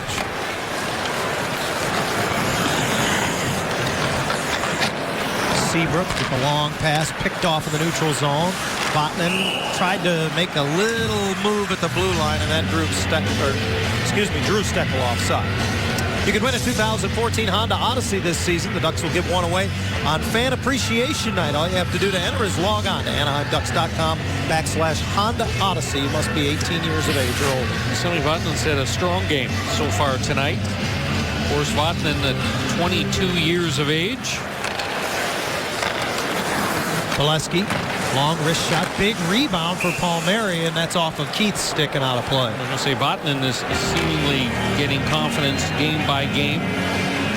Named the AHL All-Rookie team last year. Did a nice job, and again, pretty good chemistry with he and Brian Allen, who, much like we talked about Fistrick and Lindholm, there's a definite separation of roles on that tandem. I should mention Francois Beauchemin made the trip with the Ducks. He skated this morning. I asked him in the press box just a few minutes ago how it felt, and he said it's coming along. So also on this trip, Jakob Silfverberg, who was cleared to stick handle with the puck. Remember, he broke a bone in his hand about 6 weeks ago, and told me he's been given the green light to stick handle and has been doing it for a couple of days. So Coach Boudreau has a couple of extra guys. While they're not at his disposal from a lineup perspective, good to see the guys back with the team.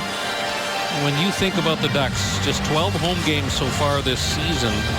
Tonight is their 19th road game. So 7 after tomorrow. They'll have played 8 more road games than home games. Well, half of the road schedule is over after tomorrow for all intents and purposes.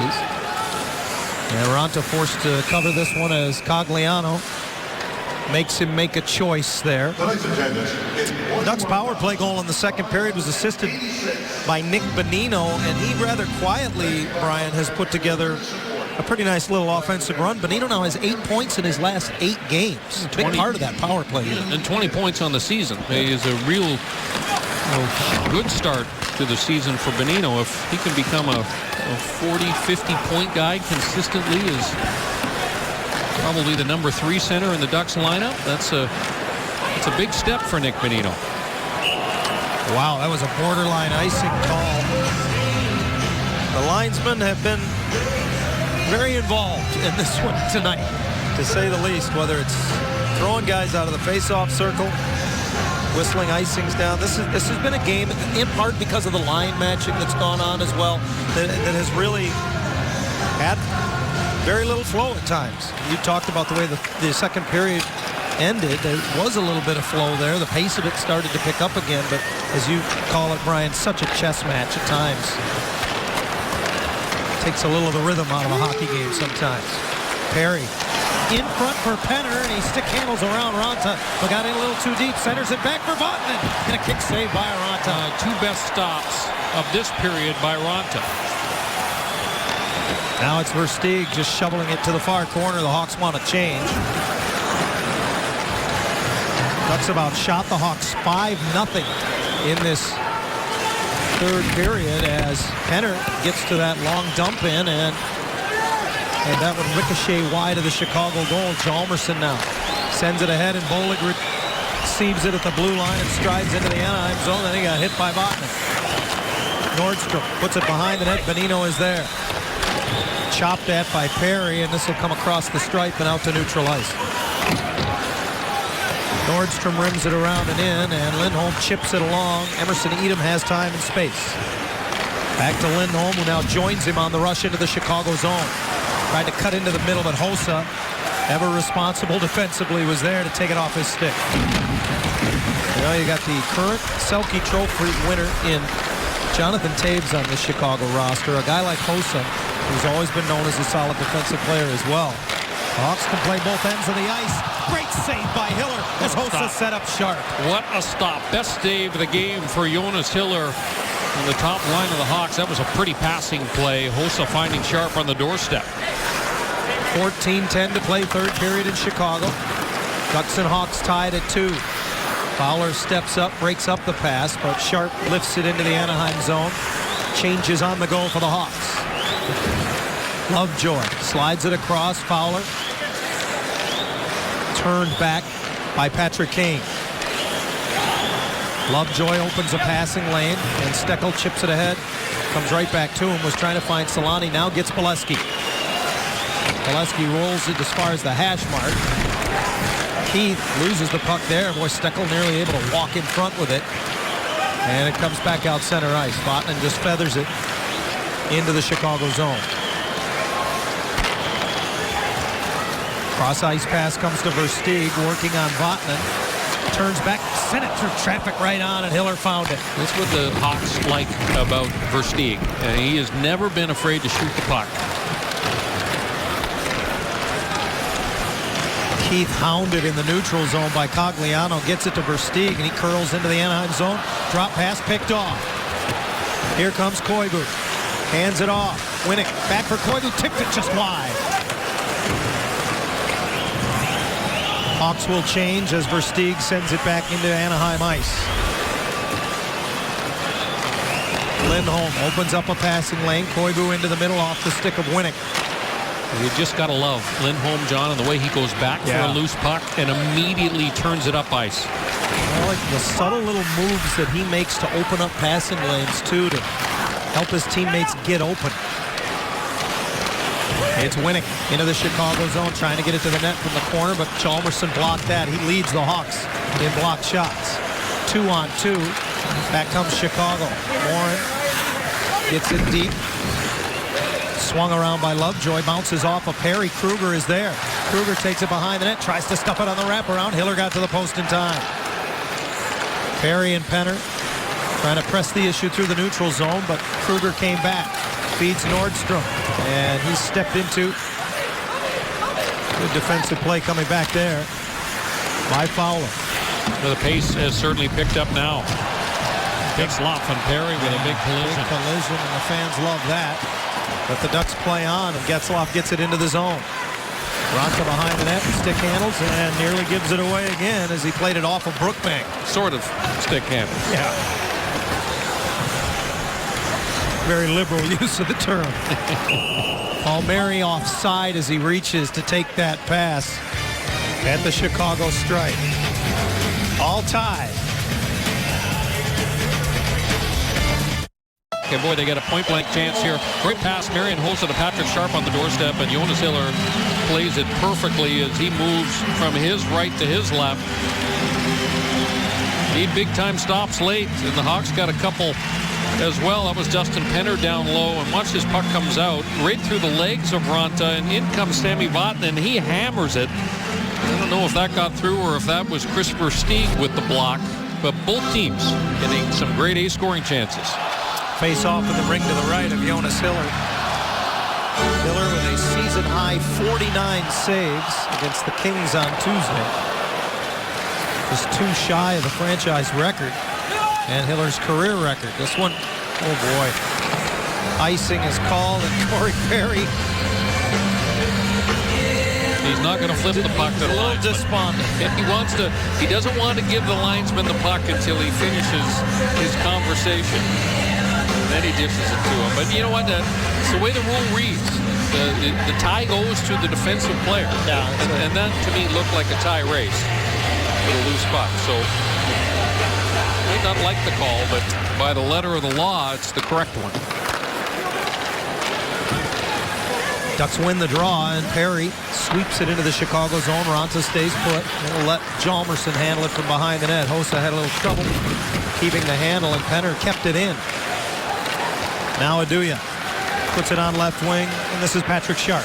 He hits the brakes, pulls up, and the pass went right through Aduya back to center ice. Yeah, good job by Corey Perry, who was right there with Johnny Aduya.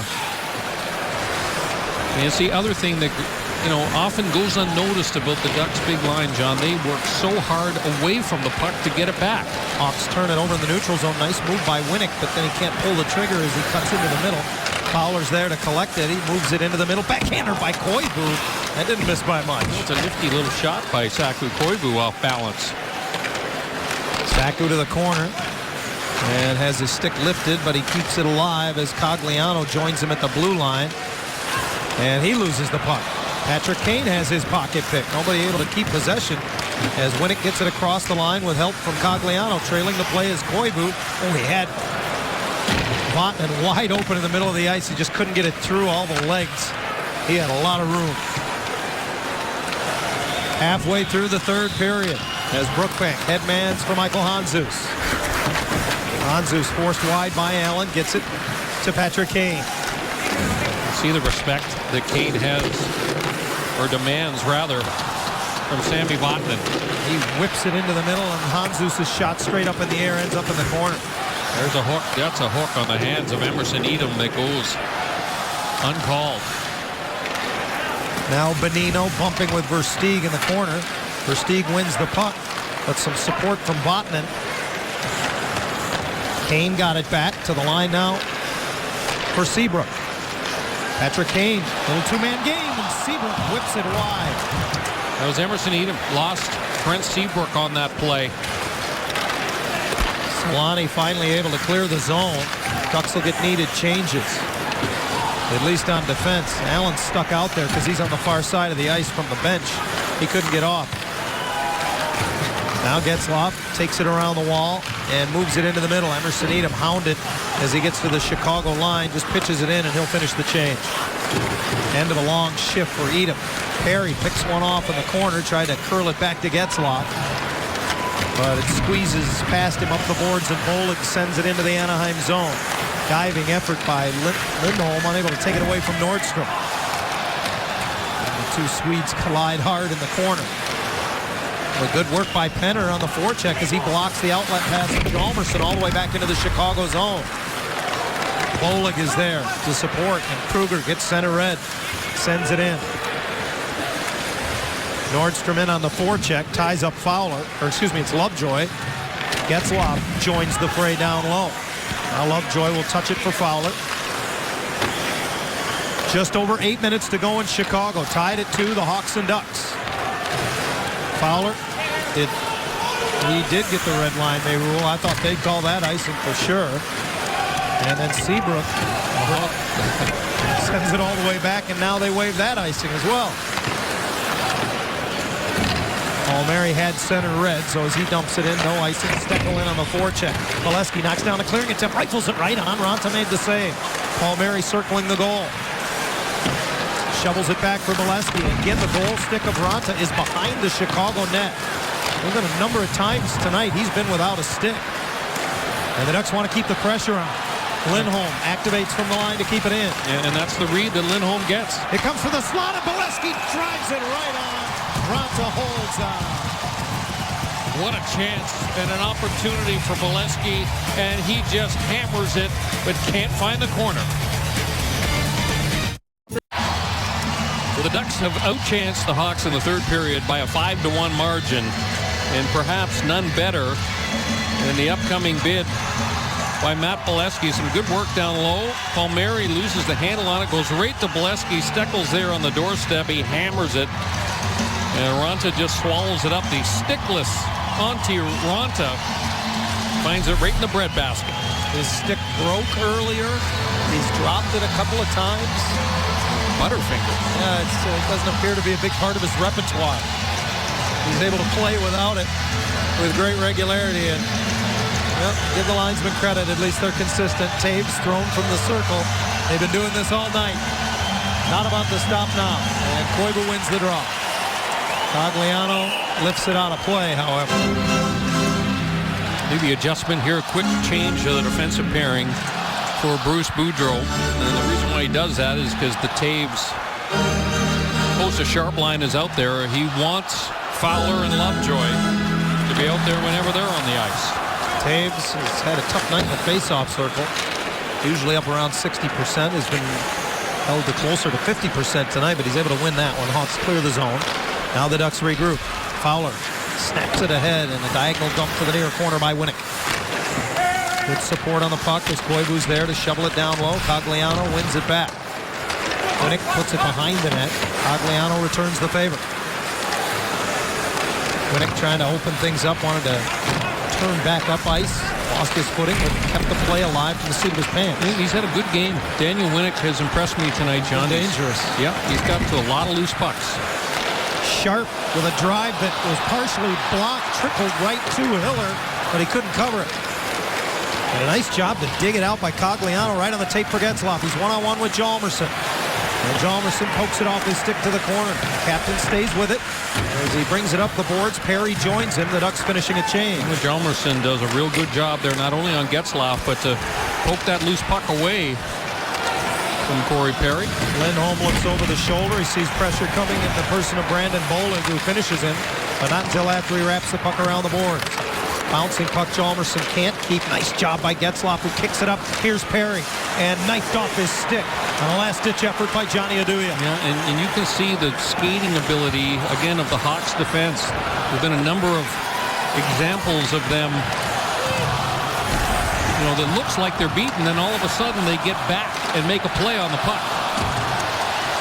Teams take turns losing the puck at their own blue line. And now Votman rides Smith into the corner.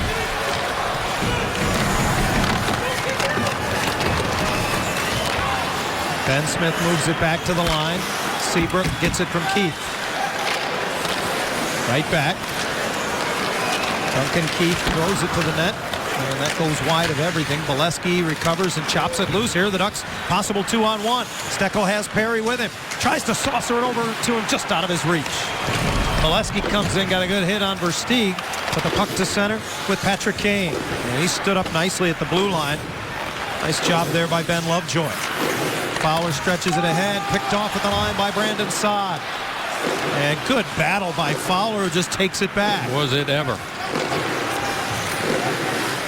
He weaves his way to center, and Duck player was changing. That's who he was trying to pass that to. Bolesky now angles it off the wall. This will go all the way down and an icing call.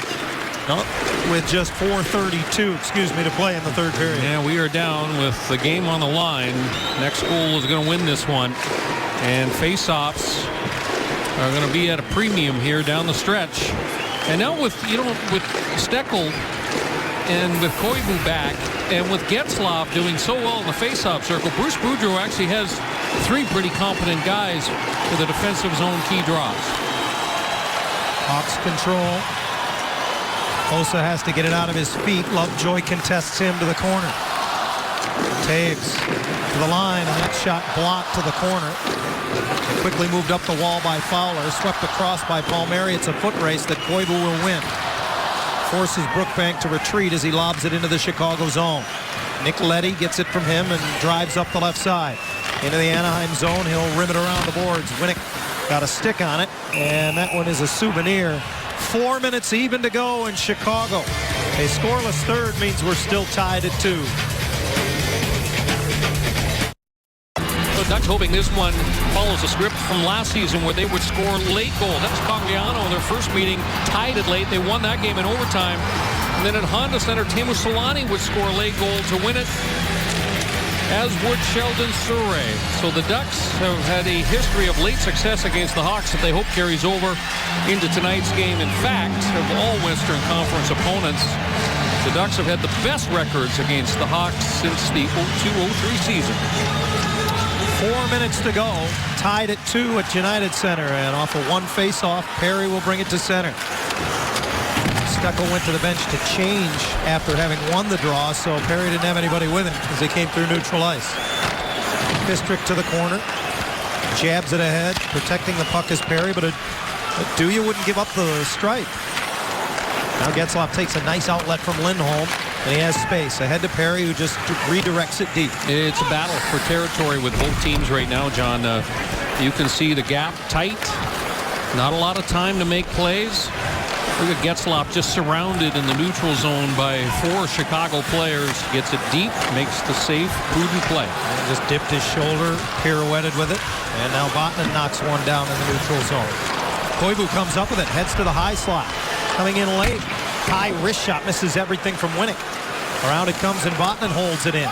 Off the stick of Cogliano. Winnick trying to protect the puck as he works down low. Gets it to Cogliano, who brushes it in front.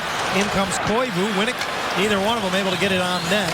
And Seabrook able to just get it out of the zone. Hawks are changing. Ducks counter right back in. Here's Cogliano, and his shot off the stick of Seabrook. Allen pinches and rims it around. Vatanen thinks better of going after it as he stays home defensively. Now he does hold it in at the line, and then Winnick lost an edge. Couldn't keep it in. Boy, puck not settling. It looks a lot like it did early on. Taves can't get it as it's angled into the Anaheim zone, and Fowler looking to escape. And he makes a nice play to get it over to Getzlaf. Oh, watch out here. Bend it over, and here comes Sharp with a shot that just missed. Oh, and off the glass and out of play. Turnover in the neutral zone late. The Hawks have had nothing for the longest time in this game. And then Corey Perry loses the handle. He's trying to get it to Getzlaf. There's the turnover. Away goes Sharp. And he is a sniper. And he did not miss that far corner by much. They're ruling that Diller got a piece of it on its way out of play. So with 2:18 to go, third period, they'll face it off in the ring to the right of the Anaheim netminder. Getzlaf just trying to tie his man up, and it comes to Sharp. His shot blocked by Fowler. Behind the net, it's Taves. To Sharp, steps off the boards, and that's blocked by Getzlaf. Fowler brushes it up the wall. And good support by Getzlaf as Perry works it free. Ahead to Penner. He's got a little space. Takes the shot. Oh, and a glove save by Ranta. Okay, here's how you can tell Antti Ranta is not an NHL goaltender. When Dustin Penner releases this shot, watch his feet. He's still kind of leaning to his right. He's not moving into that shot. The shot is ticketed for the glove hand side, and Ranta has to reach all the way out to snare it. And there was room. Dustin Penner with an assist tonight has equaled his career high. He has a 6-game scoring streak going. Cogliano off the draw, falling down, able to keep it deep. And now Winnick again. Good work to keep it alive. Cogliano centers. Lindholm's shot. Oh, with a little late traffic from Winnick. Nearly got away from Raanta. Centered. And tied up was Koivu. Couldn't pull the trigger. Fistrick trying to send it right back in. Hit the linesman. Hawks are changing right in front of their own bench there. And Kruger trying to kick it along. Fistrick slides it over, and now Lindholm, realizing the Ducks are changing, just buys a little time and chips it off the boards for Penner. Minute 15 to go in regulation as Ben Smith is sealed off by Getzlaf as he got to the blue line, and Allen moves it around. Bodman's pass misses its intended target, Penner, and as it goes the length of the ice, icing is the call. 67 seconds left in regulation. Well, the Ducks have got their big line out on the ice. They can't change, of course. What will Joel Quenneville do? And Boudreau's going to take the timeout here. He looked up, and I think he looked at Dustin Penner and saw that the big man was bent over. He had the shaft of his stick across both knees, and that is a indication to the coach that he needs a little bit of a breather. Face-off will be to the left of Hiller. You can see this isn't a strategy session. This is a catch-your-breath, boys moment as Bruce Boudreau tight-lipped behind the Anaheim bench. The Ducks have played a great game, and they are knocking on the door here at 2 apiece, but now the focus is on face-offs, and because it is an icing, normally in this situation a coach would have 2 centermen out there to take the draw, but because it's off of an icing, it's just Ryan Getzlaf. So this would be a situation where Boudreau would likely have both Steckel and Getzlaf back there to take the face-off. To see if Jonathan Toews tries to goad Ryan Getzlaf into encroaching on this face-off and getting the big center kicked out. Well, these are moments where captains usually get the benefit of the doubt. They're allowed to stay in. Toews wins the draw. Feeds it to Oduya, tees it up, and that was blocked. Under a minute to go now in regulation as Perry tries to protect it in the corner. Again to Oduya. He'll swing it around behind the net out of the reach of Toews. Penner chops at Hjalmarsson. The point is covered by Sharp. He and Oduya play catch out high. Sharp takes the shot just wide as Toews was trying to get a piece of it. Yeah, Corey Perry had broken his stick. And now Penner led ahead by Getzlaf. Wow, and apparently Corey Look out, Perry. Dustin Penner. Oh, he just got it on sportsmanlike conduct. Is it unsportsmanlike or is it a 10? You're right, it's a misconduct. It was a misconduct, I misspoke. Well, here's a look at the play. Corey Perry, right side of your screen. Does he stay on side? 10-minute misconduct. And you know what? I'll say this, John. The referee has the leeway to deliver either a 2-minute minor for unsportsmanlike, which would really put the Ducks in a hole, or give them a 10-minute misconduct. He does them a favor, and I think it's the right thing to do, quite frankly, by giving him the 10. Getzlaf doesn't like the fact that he gave him a 10, but I'll tell you what, I've seen that same situation play out where the player has been given a 2-minute minor penalty, which would be devastating to Anaheim at this stage of the game. And Penner just doubled his penalty minutes on the season. He's done for the night. And now under half a minute to go in the third period. And this is an icing call against the Hawks with 20.7 remaining.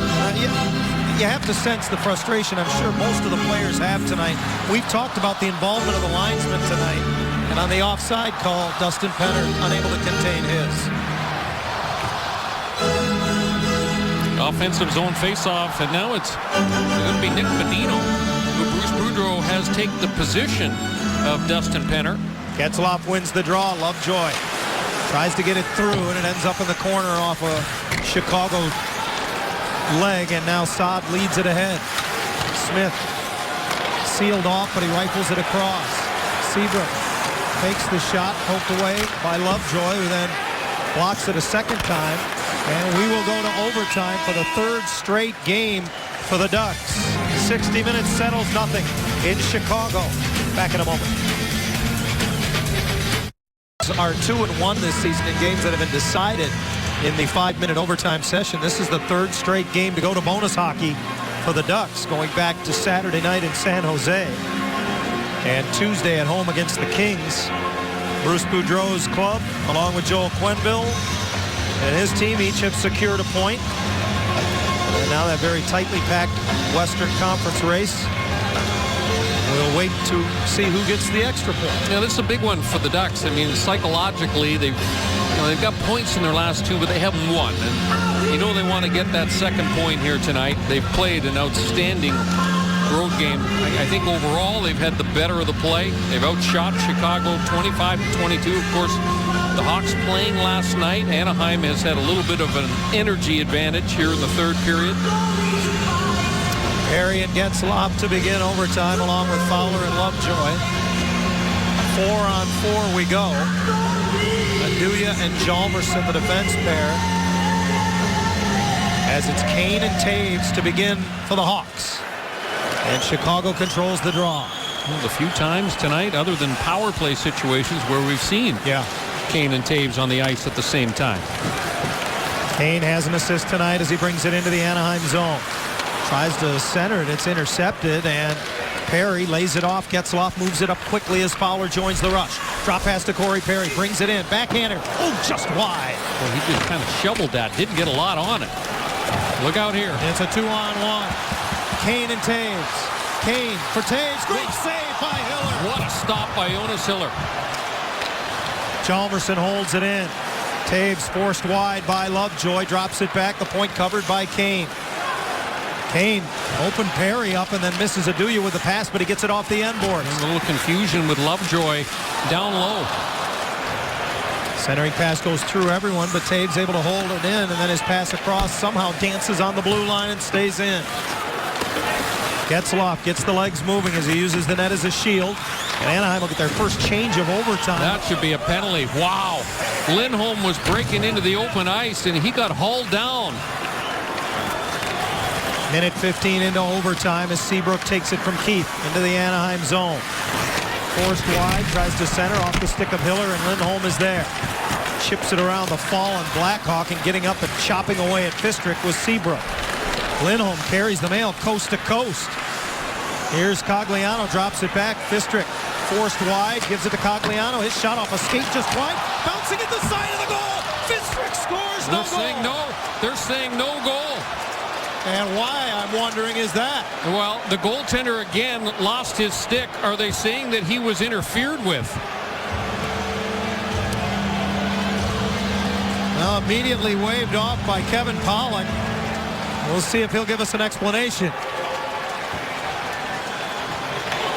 No goal on the play as the goalie could not play his position. They're saying that the goalie could not make a play on the puck? Well, let's see it. Cogliano throws it towards the net. Koivu knocks into the goaltender as Fistrick sweeps it into the net. There's definitely contact between Koivu and the goaltender. What we can't see from that angle is whether he is knocked into him by Seabrook. Yeah, Seabrook gives him a shove from behind. It's why Koivu is not being given a penalty for goalie interference. Here's a good angle on it here. Oh boy, that's a bad call. Seabrook buries him with a cross-check into the goaltender, and that is a terrible call. So we play on in Chicago. It's a bit of a terrible no call, if you will. The Ducks have had just one power play this evening. Smith curls with it and feeds it to to Brookbank, who will lay it back. 2 minutes gone in overtime. Mark Fistrick thought he had the game winner, what would have been his first goal as a Duck. Here come the Hawks, and through traffic, that shot is wide. Smith making a bid for his second one today. He's out there with Saad right now. Puck in the feet of Cam Fowler. And he'll come up with it for Kyle Palmieri. Palmieri chips it around Leddy, and he'll go and get it. Ducks change behind the play. Palmieri forced wide, taken down. He and Leddy both go into the end boards. Lindholm wins the puck back to Getzlaf. Brings it into the middle. Getzlaf opens things up, hands it off for Vatanen off his stick. Sammy gets it back. Curls it in the corner as the Ducks cycle. Getzlaf gives it to Vatanen. Forced to the backhand as he goes across the slot. Loses the handle with help from Brookbank.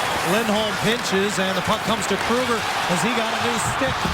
He leads it for Brandon Saad, and a great effort by Getzlaf. to keep him from pulling the trigger. Saad got it back, tried to bank it in off of Hiller. He still doesn't know where the puck is.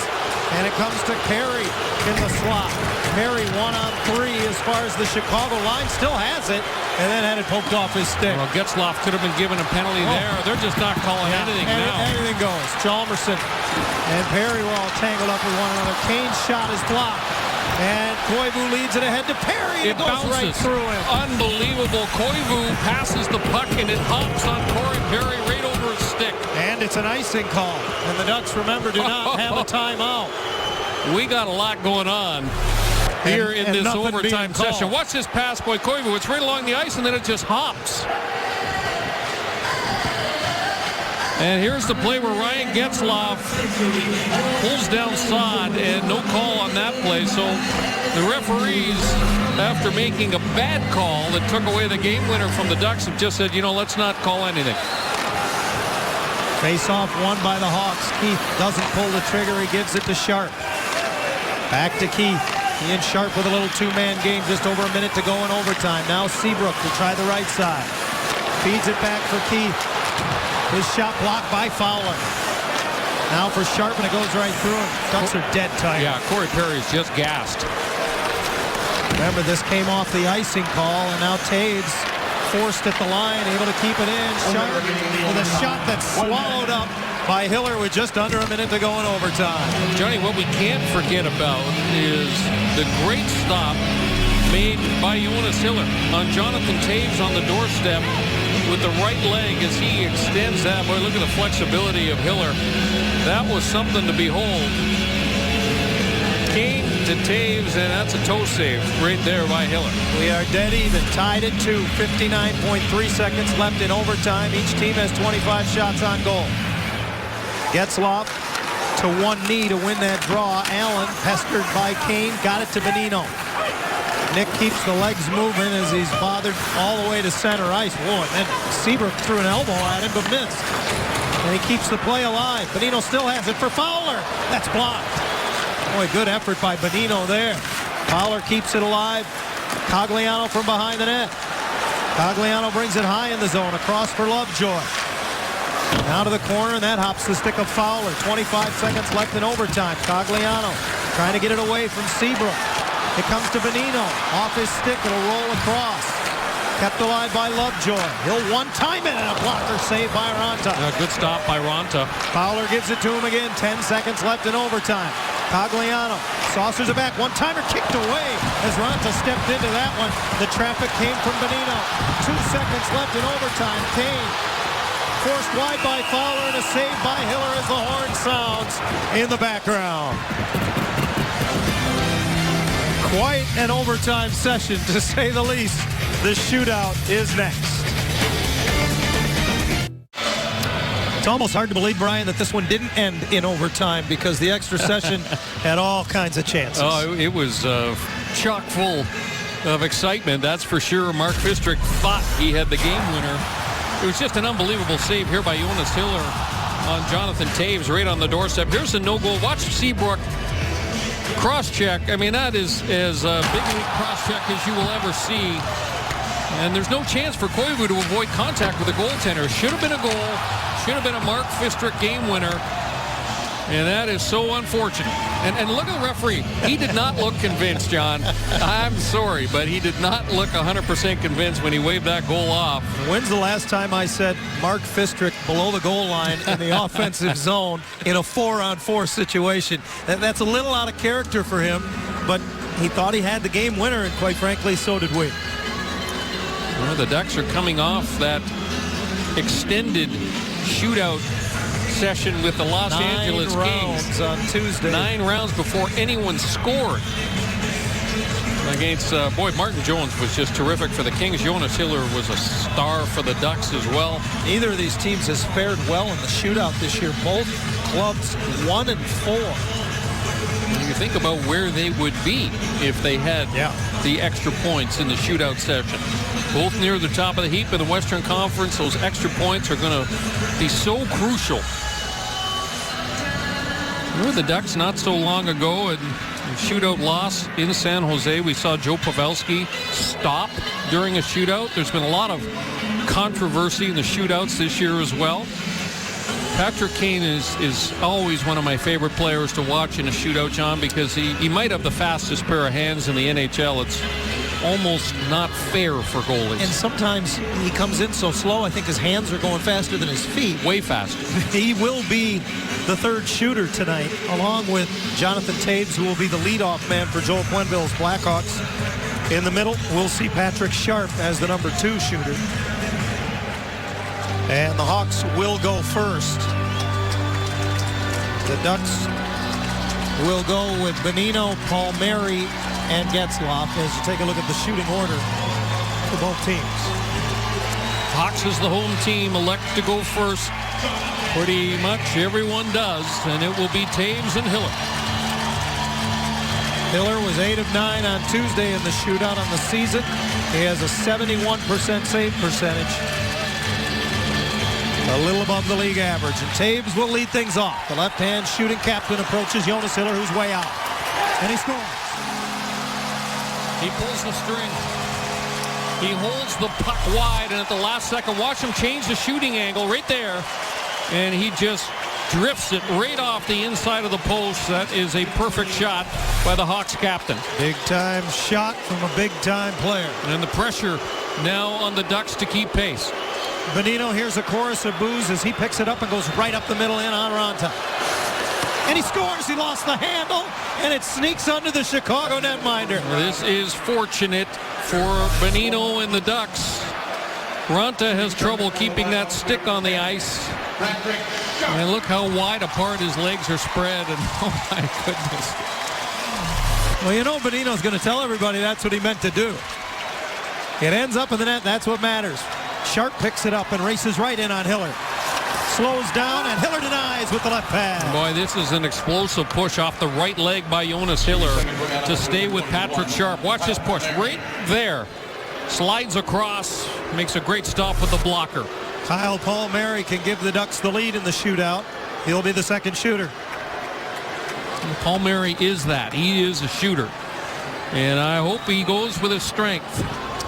A right-hand shot. Palmieri uses speed. And scores on the backhand. Went to the deep. All kinds of speed. Raanta out a little deep and not enough speed retreating on the play. Palmieri gets a great read. And the quick hands of Kyle Palmieri. Boy, the Ducks can win this one with a save by Jonas Hiller on Patrick Kane. Almost remarkable. He's 0 for 6 this year. What will Kane do? He picks it up. Here he comes. And Hiller wins the game for the Ducks. Jonas Hiller throws his arms up in celebration. They deserve the second point tonight, John. This was an outstanding road game by the Ducks. And Jonas Hiller continues his stellar play for Anaheim. Patrick Kane looked like he tried to slide this back 5-hole, and there's the difference. See the stick on the ice for Jonas Hiller? Antti Raanta couldn't keep the stick on the ice against Bonino.